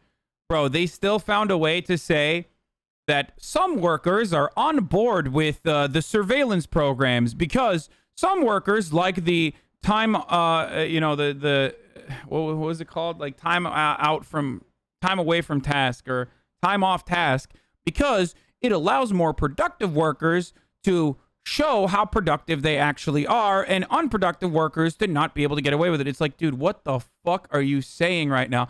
It's not The Daily Show, The Daily by Mike Barbaro on the New York Times. And then the other part of it that was like actually fucking disgusting is they talk about how 3,000 workers said yes to voting for unionization, right? And then they turn around immediately after and say, well, there are dozens of employees of Amazon, not specifically the workers of the distribution facilities, that say that they like time off task, or they say that they like the surveillance. They said dozens of workers like the surveillance. It's nuts. It is literally an insane thing for someone to say.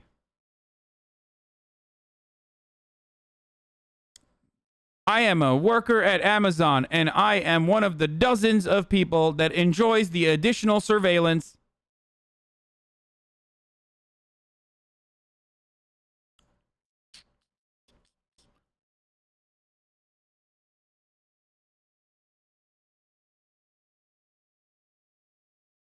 Here, Amazon workers, Ken is here for you. Call now. Yeah, if you or a loved one have been wronged by any bosses at Amazon, then you are entitled to share it with the whole damn world. Ken is here for you. Ken Klippenstein, professional reporter, 1-202-510-1268. Message anonymously via Signal app or email at kenclip@protonmail.com.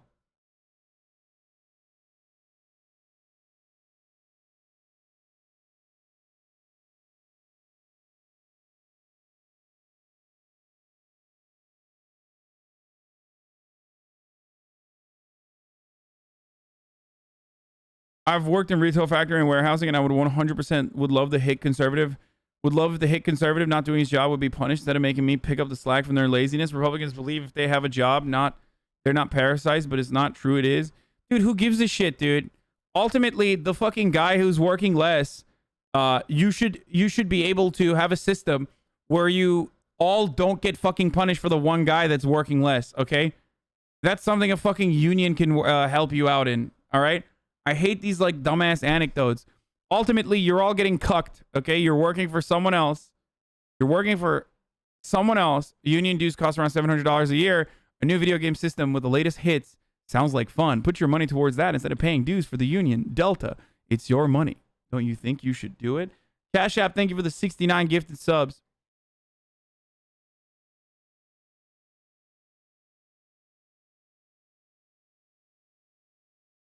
It's great.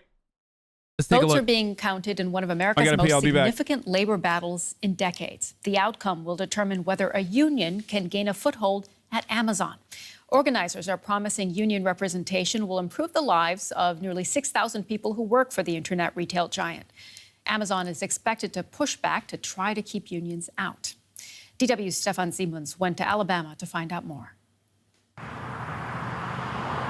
Welcome to Bessemer. If you have never heard of this southwestern suburb of Birmingham, Alabama, you were not alone, at least until recently. Bessemer, home to roughly 28,000 residents, has become a daily news headline.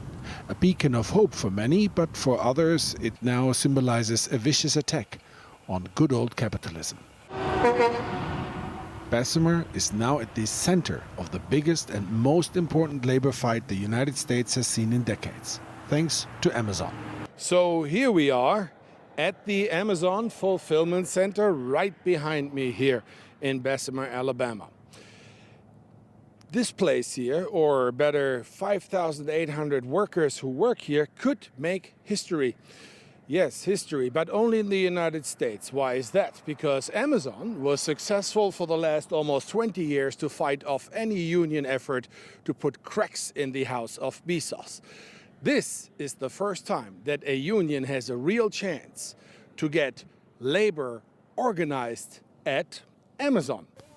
Local union organizers worked for months on getting Amazon workers into the flock.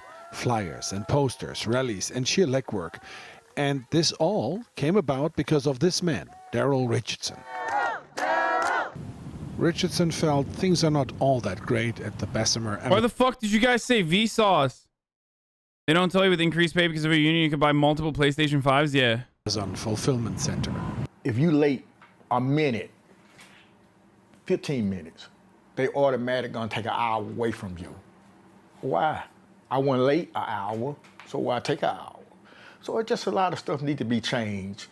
Last year, Daryl contacted the retail, warehouse, and department store union in Birmingham. It's so funny. This dude literally was like, apparently this dude just straight up Googled like how to unionize, how to do union on Google. Birmingham, and a representative met with him here at the Dreamland Barbecue in Tuscaloosa. Over ribs and iced tea, a plan to unionize Amazon Holy shit, I bet that's so good. Fuck. Oh my god, dude. Hatched and set in motion. Fast forward to today. Almost 6,000 workers voted for or against unionization. Now the votes are being counted. Union activist Alex Gould says that won't be the end of it. Would you like the leaflet? What is it? It's a pro-union leaflet. Oh, okay. Take care. If the workers win this vote, it's going to be a big struggle to force Amazon to come to any agreement with them. You know, the law... Sweaty, it's yet another white trying to take away power from black workers again. I'm a liberal anti-union advocate. I love Amazon for being actually a progressive company. Says that Amazon has to bargain with them, but we all know it's a question of power. And there's also the other side, of course, Amazon employees who don't want the union. We are against it, and we are very happy with what we are getting as far as benefits. Dumbass. We're happy with our working conditions. We're happy with the advancement opportunities. Speaking of advancement, whatever the Bessemer vote tally will be, Amazon is sure to face more pressure for unionization in the future. The irony of like shitting on unions while wearing a fucking Divine Nine fraternity sorority merch is not lost on me, when you are literally fucking showcasing your solidarity with your brothers and sisters on your fucking face while simultaneously being like, I don't think we should do that in the workplace though. But it's fine.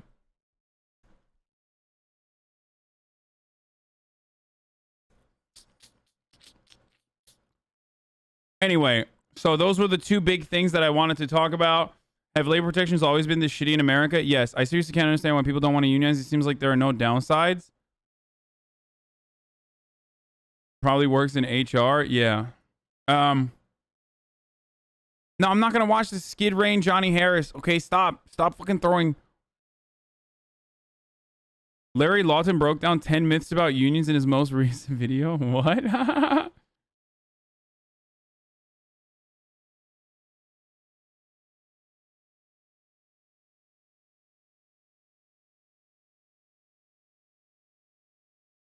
The mask her husband's girlfriend's union girls give the what?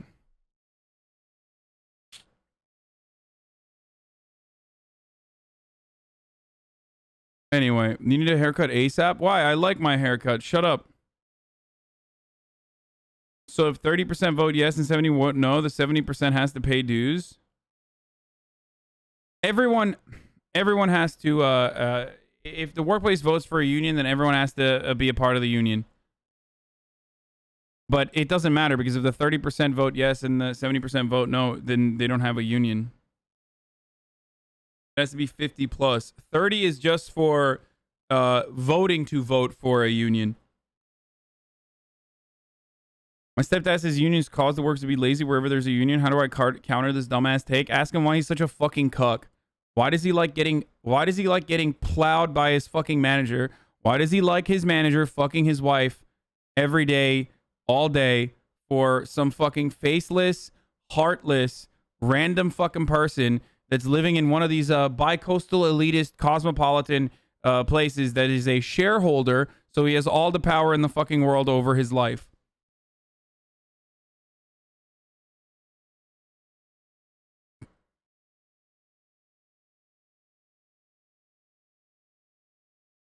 Yeah, just ask your dad why he's a cuck.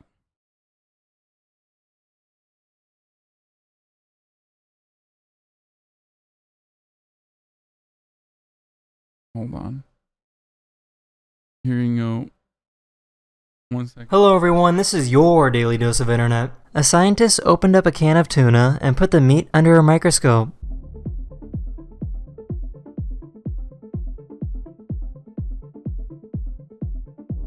They found that there was microscopic plastic inside of the fish. The plastic that we produce is polluting the ocean, which results in the fish consuming the plastic.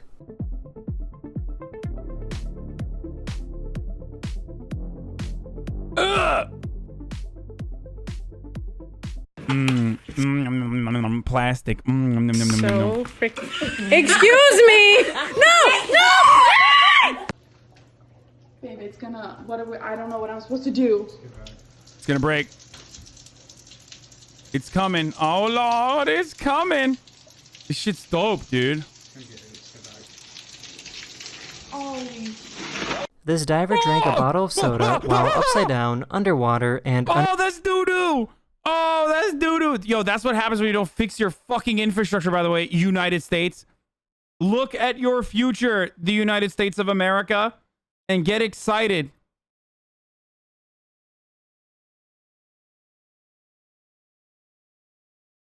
under the ice. The Coke does not want to go to my stomach, but up to my ears. First, I have to drink the Coke until the bottle squeezes in, but because there's no atmosphere air to relieve the pressure, I have to blow some air from my lungs into the bottle to pop it back out, and then continue to drink. You can see the air floats to the bottom of the Coke bottle, so I have to drink the last bit with the bottle tilted towards my belly, or else I won't be able to drink anymore and will just get a mouthful of air. Don't worry, I pick up the garbage. Bro, even I don't like fucking carbonated beverages like this, dude. Why would you try so fucking hard? A complicated way to drown yourself? Yeah. I mean, I talked about the fucking free divers yesterday. It's like, hello, my hobby is literally simulated drowning. My hobby is to die for like a couple seconds every now and then. Hey, what's going on? I like dying for a hobby. My belly, or else I won't be able to drink anymore and will just get a mouthful of air. Don't worry, I pick up the garbage.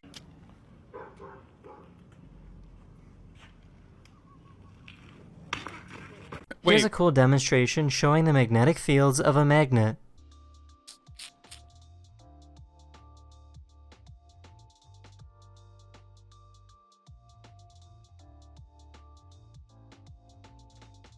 Magnets are fake, brother. Magnets are fake, brother. Don't believe the lies. This is fake. This is fucking fake, brother. You have a sponsor stream today? No, tomorrow. Someone found a rare caterpillar that looks like a mossy stick. But that thing is fucking so poisonous or some shit.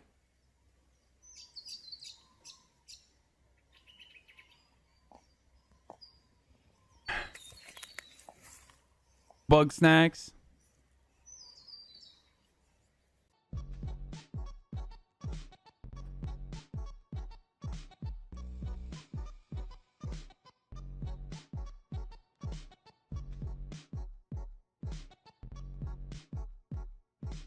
An old plane was decommissioned and placed into the Red Sea near Egypt to attract scuba divers. Whoever said Bugsnax is the real one, I did, motherfucker. I did.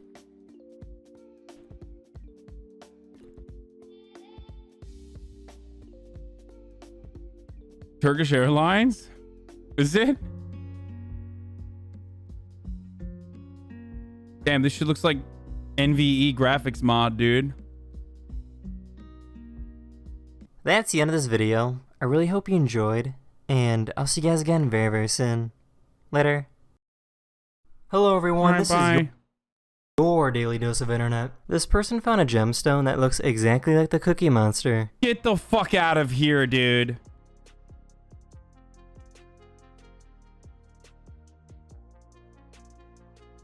It's a deep fake, brother. I don't believe it. I don't believe it. I don't god dang believe it, brother. My dad uses a really old laptop for work. It's so old and broken that it requires a brick to keep upright. So I decided to help him out.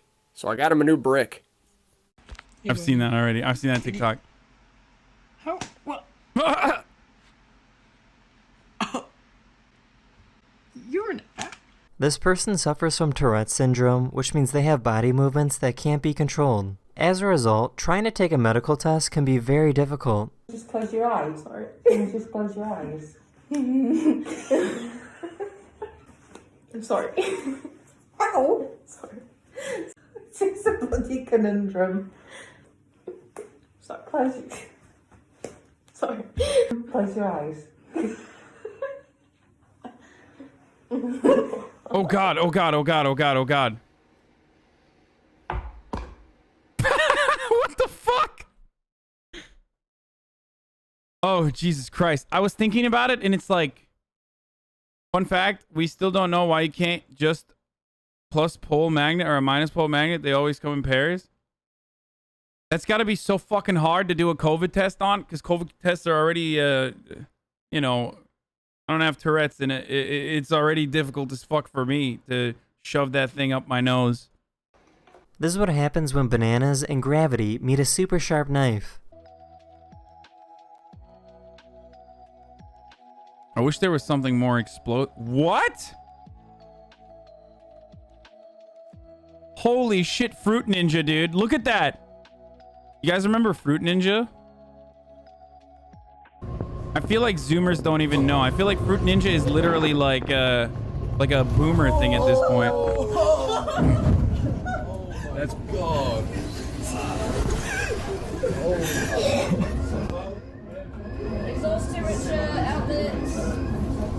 This dog and cat share the same fur colors and the same eye colors. How did you find that? Like, how did that person find this? They have it at they had it at Dave and Buster's not that long ago. This person creates art by painting on water.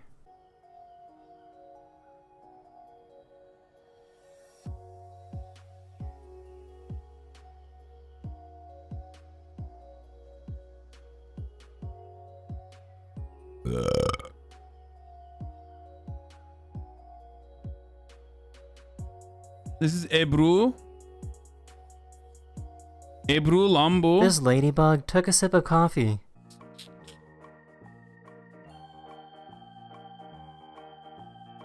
Shut the fuck up. It probably dies, right? This is what it looks like to pull a fire alarm.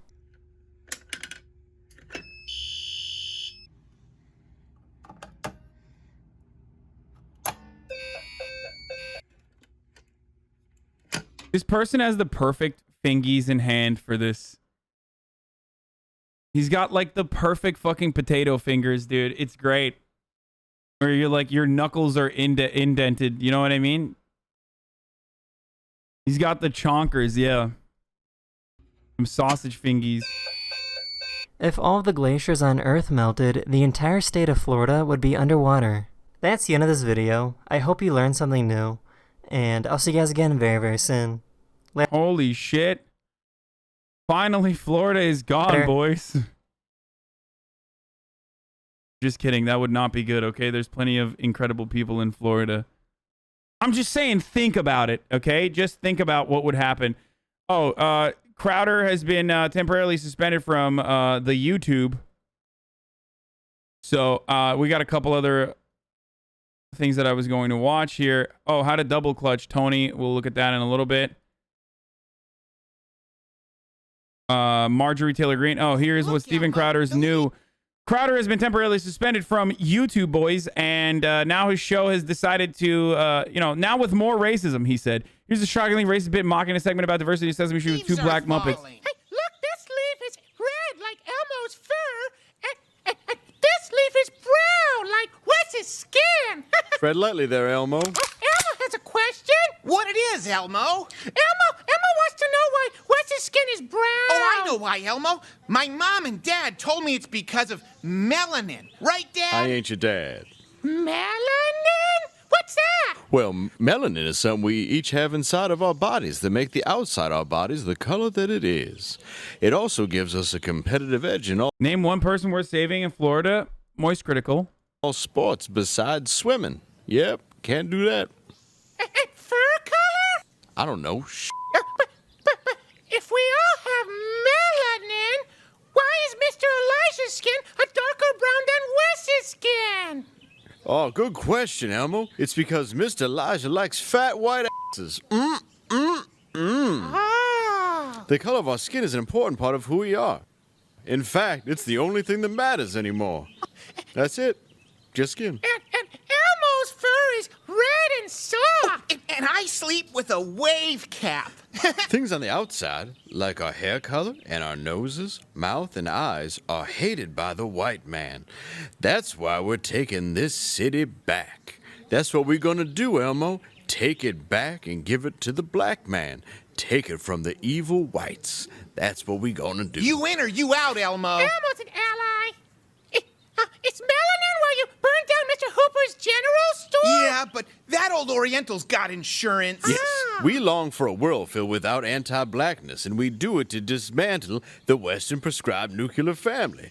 We're creating... Jesus Christ, dude. What a long way to arrive at when you are unable to just say the N-word. Like, this is the longest video. This is the longest video that tries to say the N-word without saying it outright. Just at that point, holy shit, bro. We get it. Like, at this point, it would be less racist if they just said the N-word. Yeah, like, literally. What the fuck, dude?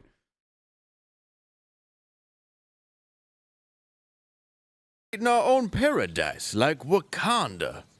Yeah, side by side. I'm high as yeah. When white people of all whiteless colors come together, we stand strong like this tree. Oh, yeah. Damn, son, this that strawberry cheesecake kush. Oh, it's beautiful. Let's get lit. And hurt a Chinaman.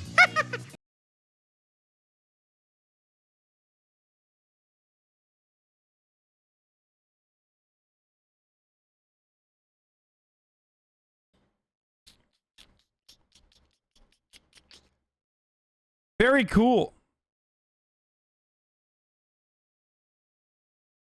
24% of white people use weed versus 12% of black people in New York City. Yes, white people smoke more weed or consume more drugs.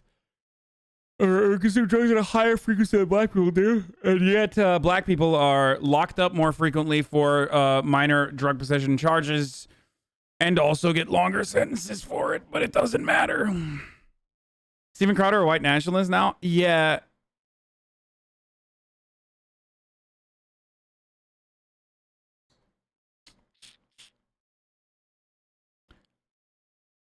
It's very strange, but it's also incredibly cringe. Here's some more cringe. This is my COVID prediction. Make America healthy again. It's time to fire Fauci.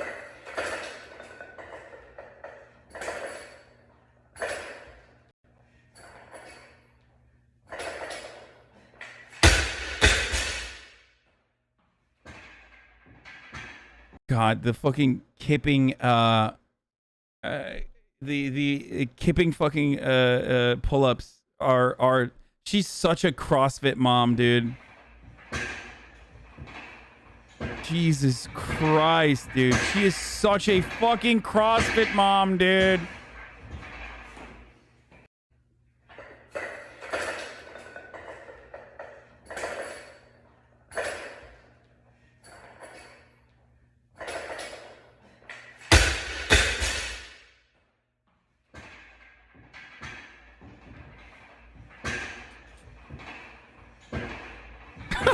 What the fuck? The fuck is this? I'm not even reading that. Fuck you, dude. Okay.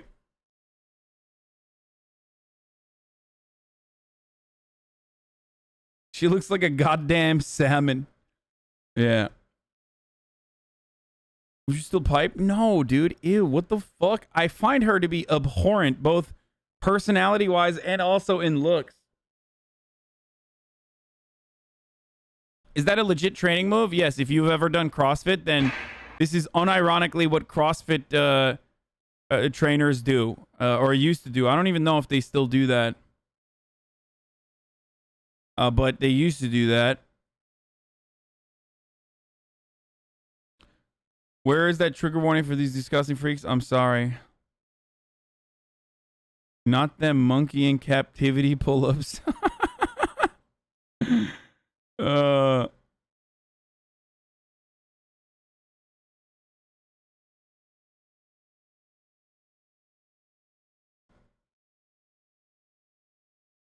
Anyway, does this woman think a thin layer of carpet will protect her fucking concrete head dropped on them plates? What? No, I mean, that's fine. That's like, that's normal. The flailing is like, bro, she looks like, what the fuck? I don't know. Yeah, that is weird. Can you lock it? Marjorie Taylor Green. She's gonna rip her shoulders from the sockets. I agree. I don't know. I don't know what's going on there. Watch something quick. I need to work out in 10 minutes. Shut up, dude. What? Ben kapadım, evet. Evet. Okay. Oh, I was gonna look at LSF for a second.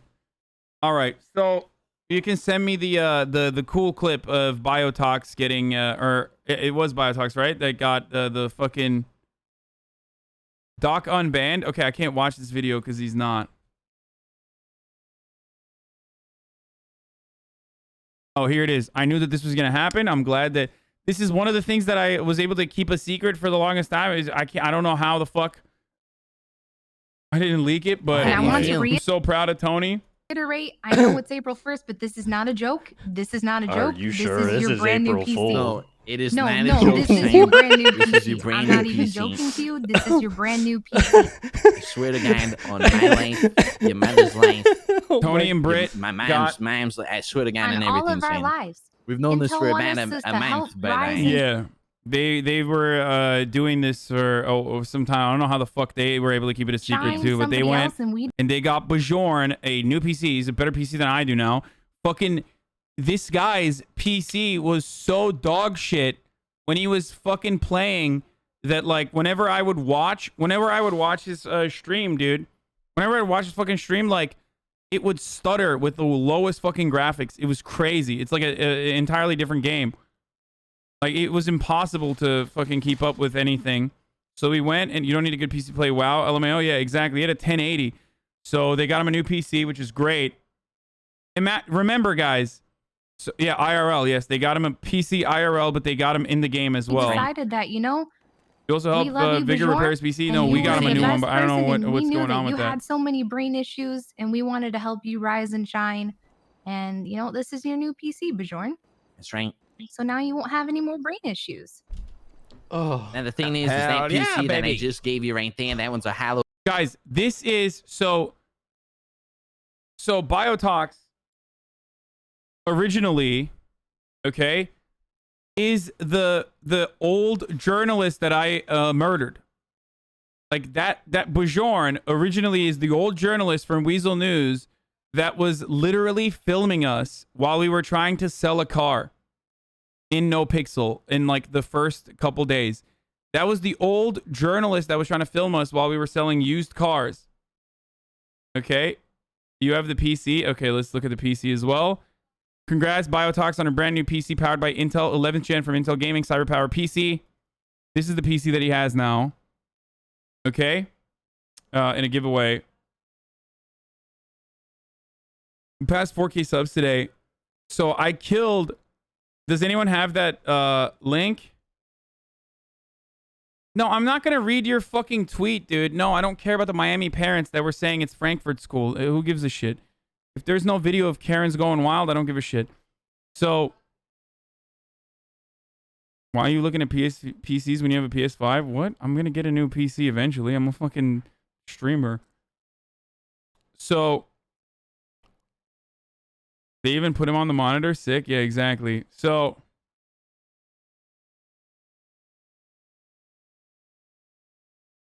main gear some sick PCs. Okay, so originally his original character, like, this is why I love roleplay. Okay, I want to describe this to you. So he's like a god fucking WoW gamer, one of the best like WoW players in the world, I think. Okay, so we're gonna have cyber Yeah, power your just real going and one's ship gonna you get sent to you. the real one Yeah. soon. What the fuck? But you know, I'll text you and everything on how to get all that handled by time. You deserve it, Sam. You know, you're a great guy. He was Soda's arena partner. Yeah. So anyway, he was the reporter originally. Okay, so then we murder him on accident. He permas that character. He comes back as the son of the reporter who's trying to fucking find who killed his father. Okay, he comes back as the son of the reporter who killed his father.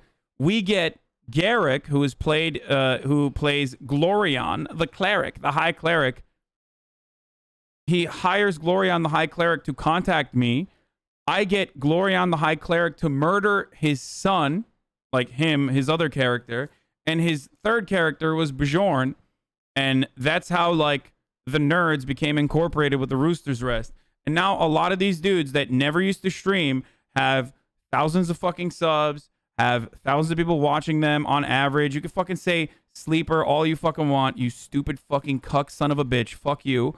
Okay? It's a beautiful story, and It's how like people's fucking lives change in No Pixel in this way, and great talent can be shared and demonstrated and appreciated, and that's part of the reason why I love playing on such an awesome fucking server. We don't care about RP. Okay, just like here, take a week off then. All right. Like even in this beautiful fucking wholesome moment, you're literally like losing your shit. Just you know, you have to have your voice be heard. It's very fucking pathetic to do so. I'm sorry. It's literally just straight up pathetic to do so. You just only want you're just trolling because you want your voice to be heard. I hope you feel bad and I hope you feel embarrassed. You care too much about RP. Here, you take a 5-minute break off. This has nothing to do with role play. I'm just showing you another side of this that you never see. Okay? So fucking lame, dude. So lame.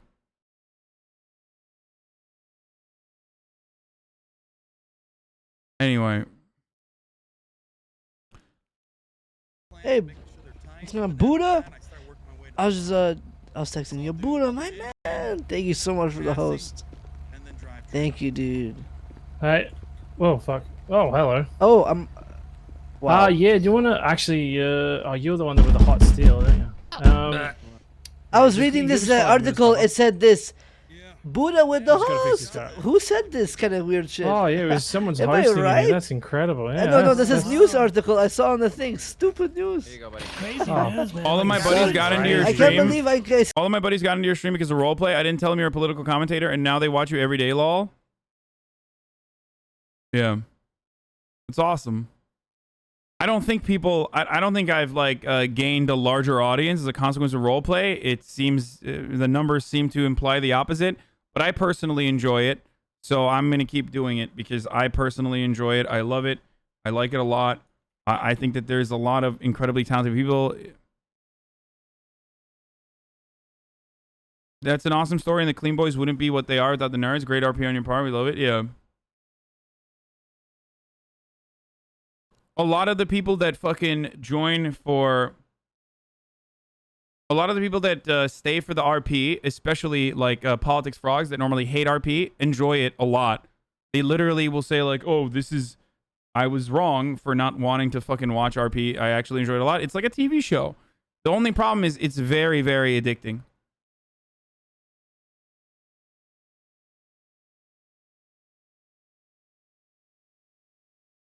So...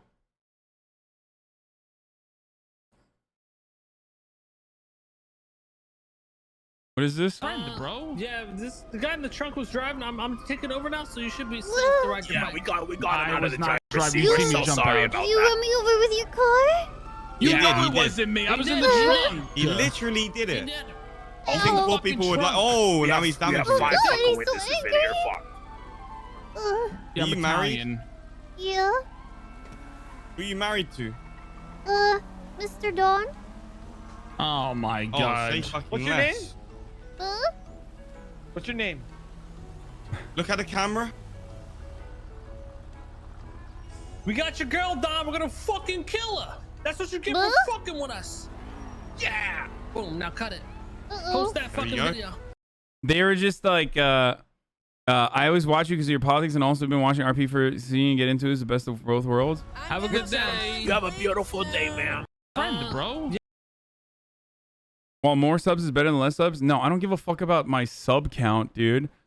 No, I care about viewership more than I care about fucking sub counts going down or up or whatever the fuck. I have entirely too many subs to begin with. I care about building a community that appreciates politics, but also will appreciate other stuff that I'm doing. So... yeah, it's an insane. I have an insane fucking sub count to begin with. Like it's stupid. I am stupid lucky. Like literally, one of the most lucky people on the fucking planet. So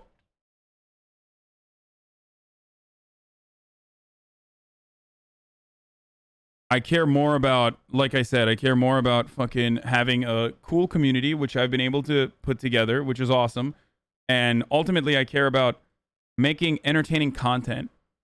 And the thing that moves me more than anything else, is whether people are watching or not.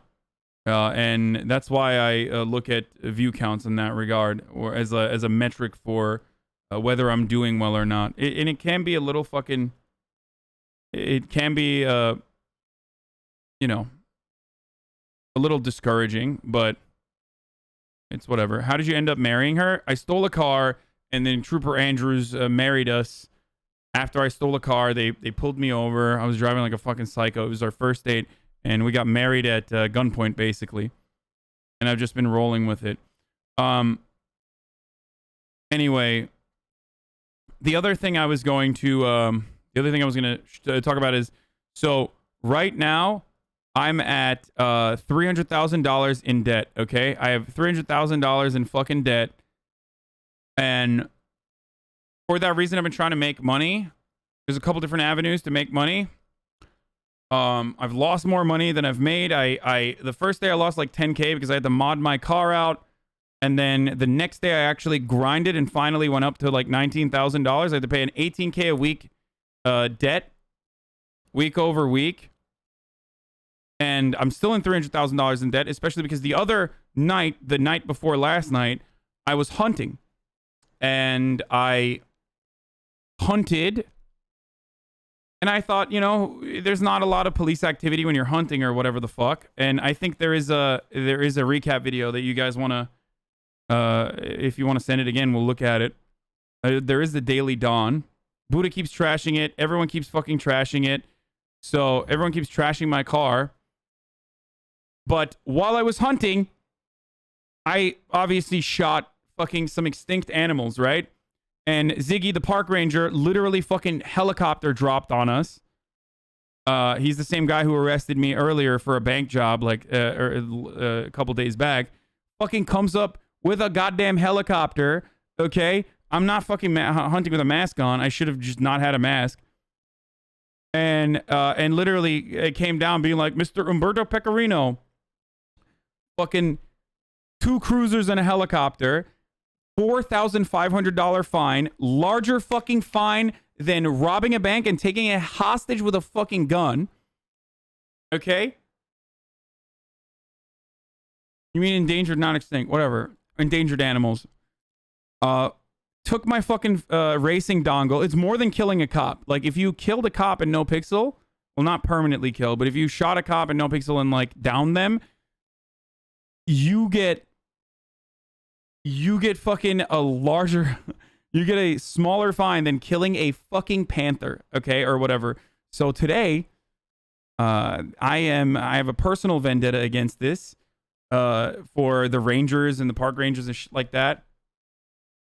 Ken Sama got banned over that bullshit with X? Really? That's crazy, dude. What the fuck? No way. He got banned because he, what, like bought French fries for someone?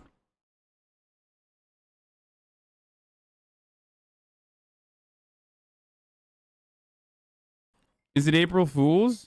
It's a debated, right? No way. Fucking assholes. Fuck you. April Fool's, how funny. Be live tonight. See you there. Fuck you, dude. Okay. So yesterday we finally got the Panther job, boys. Let's take a look. We have to intercept Commerce, a puma, a panther, a very special panther coming in from Africa. Okay? We are going to portray ourselves as Customs and Border Patrol officers. Fuck ICE. We are going to portray ourselves as CBP officers, intercept the plane, put the fucking puma in our plane, fly it to a separate fucking airfield while evading the police, evading the authorities, evading the fucking potential ops that are going to try to kill us. And then we're working along with, Clean Boys are working along with the Chang Gang on this. So the two most powerful fucking gangs in the entire city are working side by side to do this Panther job. I'm incredibly excited. Last night we rolled up.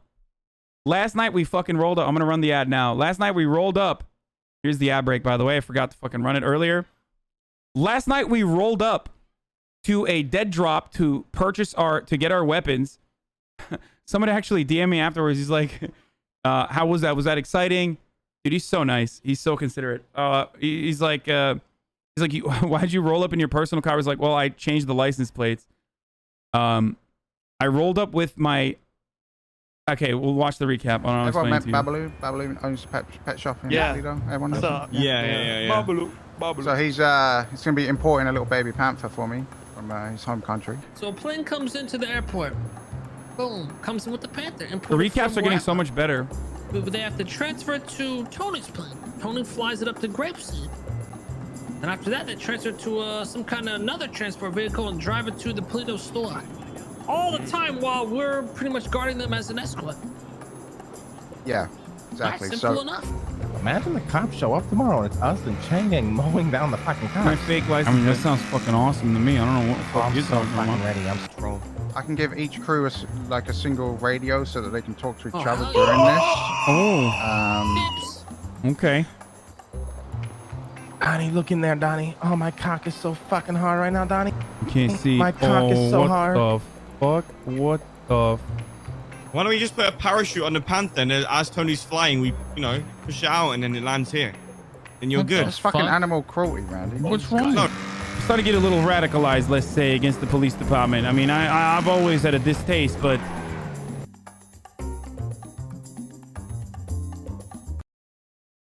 So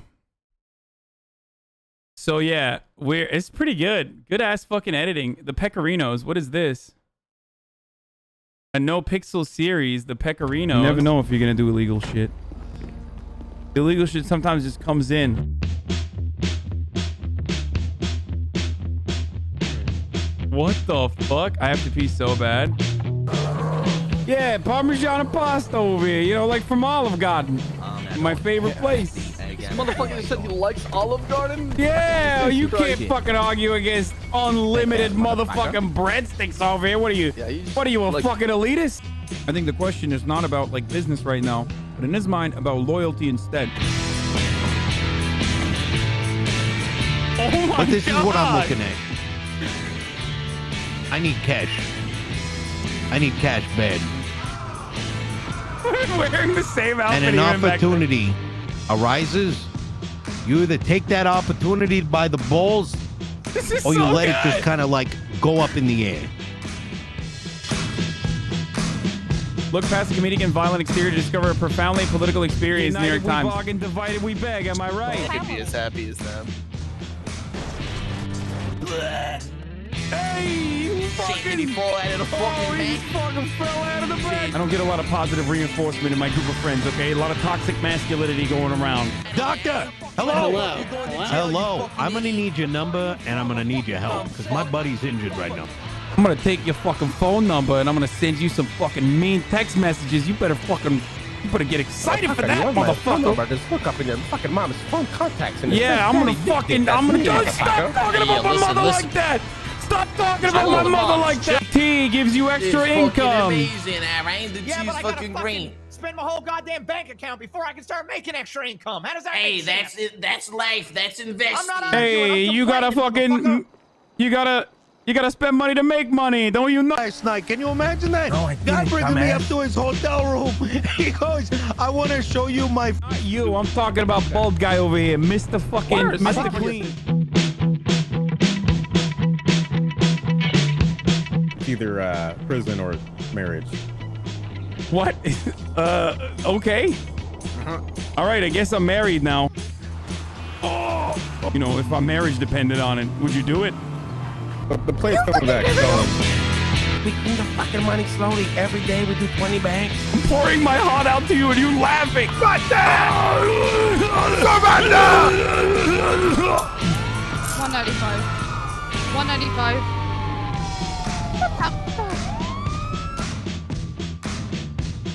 This is so good. Wait.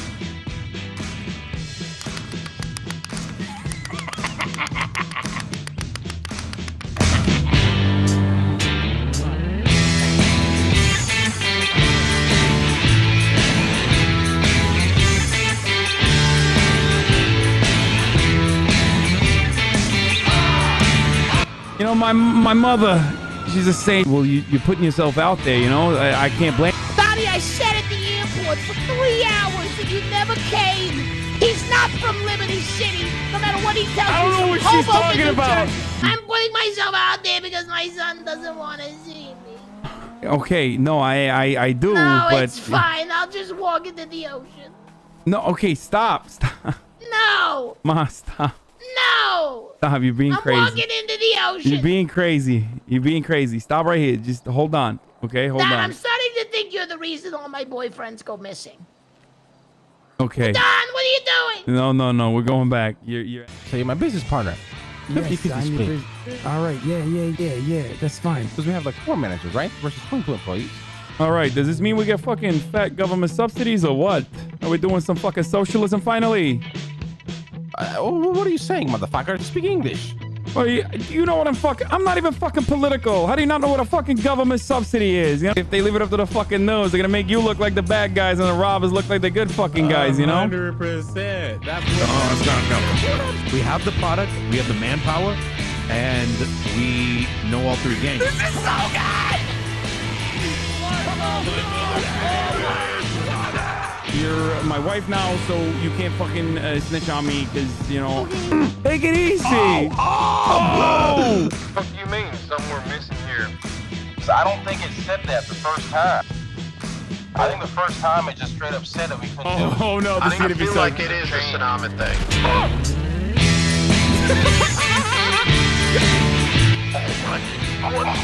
What the fuck?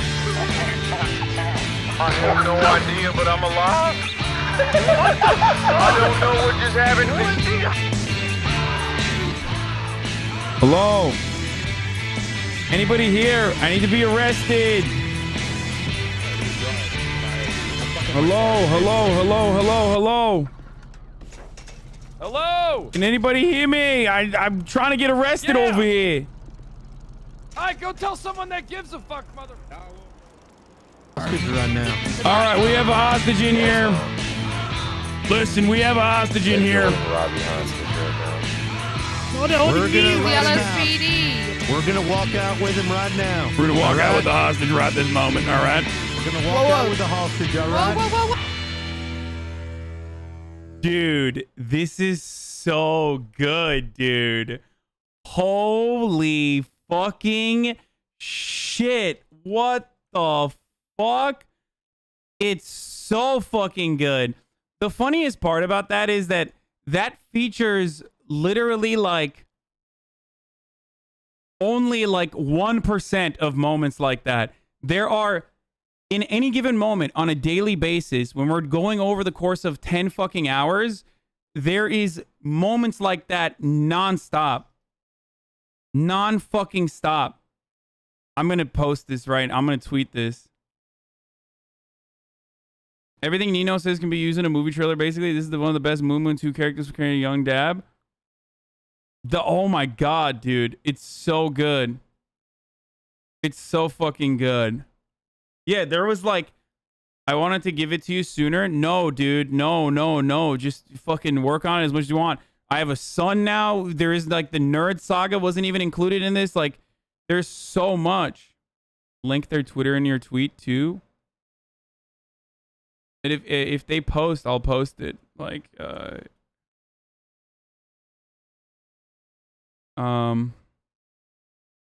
holy shit, dude, that was so fucking good. Is it actually Nubble Buckets? Is that what it is? If you post it on your Twitter, I'll retweet it right now.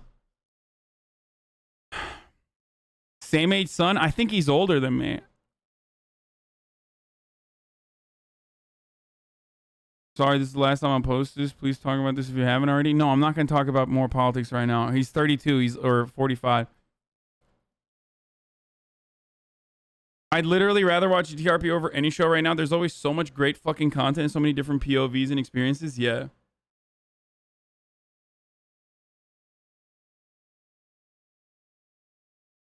I was sad when Hank Pecker retired after Russ, but falling in love with Donnie. No. I'm going to bring... I've been thinking about Hank Pecker. I want to do it. But anyway, what happened? Okay, wait, there's some good RP stuff on there. Did you see the Bjorn stuff? His subathon is 26 hours. Yeah, I did. I saw the Bjorn stuff. Dude, this video is incredible, dude. I kind of want to, I'm going to post it unless Nubble Bucket's going to tweet it out right now. Okay, I'm going to post it. Myro Marts in Discord made this for you. What is this? Oh, this is wonderful, dude.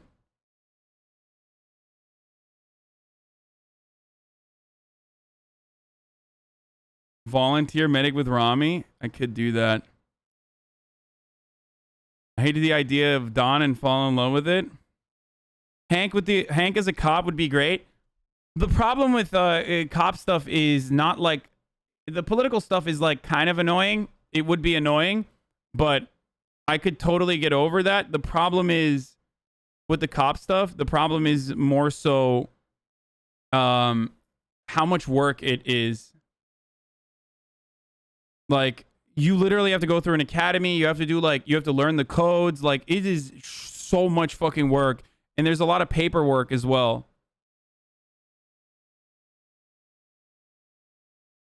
Yeah, this the standards of practice, studying, like, you literally have to study. There's an academy that comes around once a month or whatever.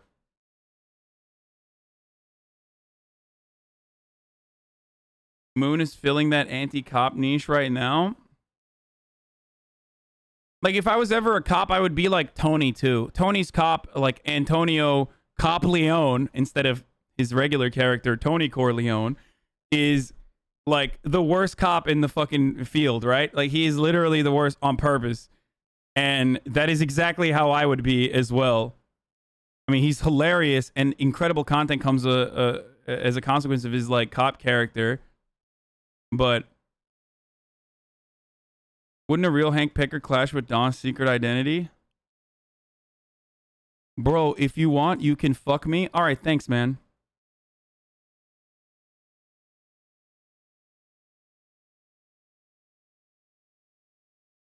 Hank Pecker might be good in the boonies cooking meth with Sis and those people. Anyway. So why would you ever consider doing grindy jobs in the morning and talking about politics or news issues while it's happening? Because grindy jobs require a lot of effort. You have to focus. Anyway, I feel like Donnie started as a meme like Hank Pecker, but has become a real anti-hero, unlike Pecker. Bro, I have watched the history of the entire world 1,000,000 times. It has 116 million views. Stop linking it in the chat. They tweeted the video out. Okay, perfect. Bro, they should... Why don't you post this on the fucking RP Clips subreddit? This shit would blow the fuck up on there. If you posted this on there, like... Hold on, actually, I'm gonna quote tweet this.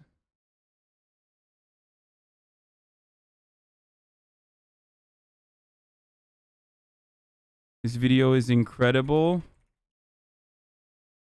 It perfectly captures why I love RPing on NoPixel.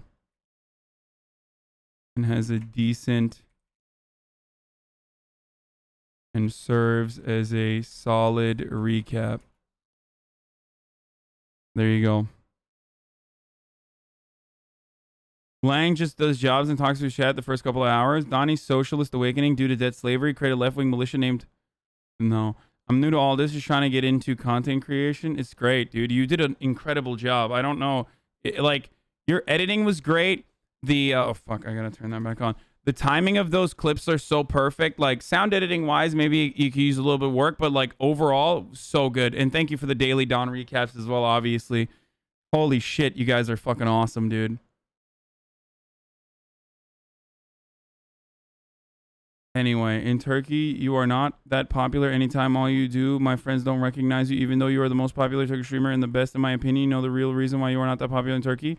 What? It's because I don't speak Turkish. If I streamed in Turkish, I'm sure I would have a much larger Turkish audience. It's the choice that I make personally to not stream in Turkish because I am streaming in English. I cover American politics. This is my this is what I like to do. This is what I do. So anyway, now that I described to you what we are going to do, we gave you a little recap.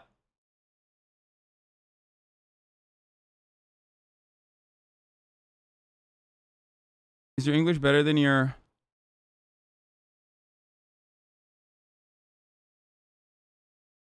We are going to be doing a Puma job, a Panther job, boys. Very exciting stuff. It's going to happen in the next hour and a half, actually, I think. Or next half hour, maybe? I don't know. Buddha was supposed to fucking DM me when it was starting, and he never did. So I'm just going in right now.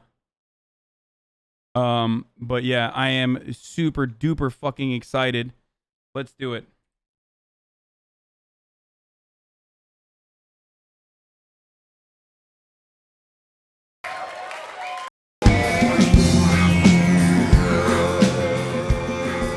Hold on, I gotta pee.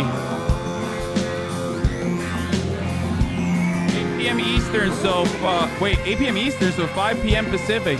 Oh, nice, 5 p.m. Pacific, so I have enough time to fucking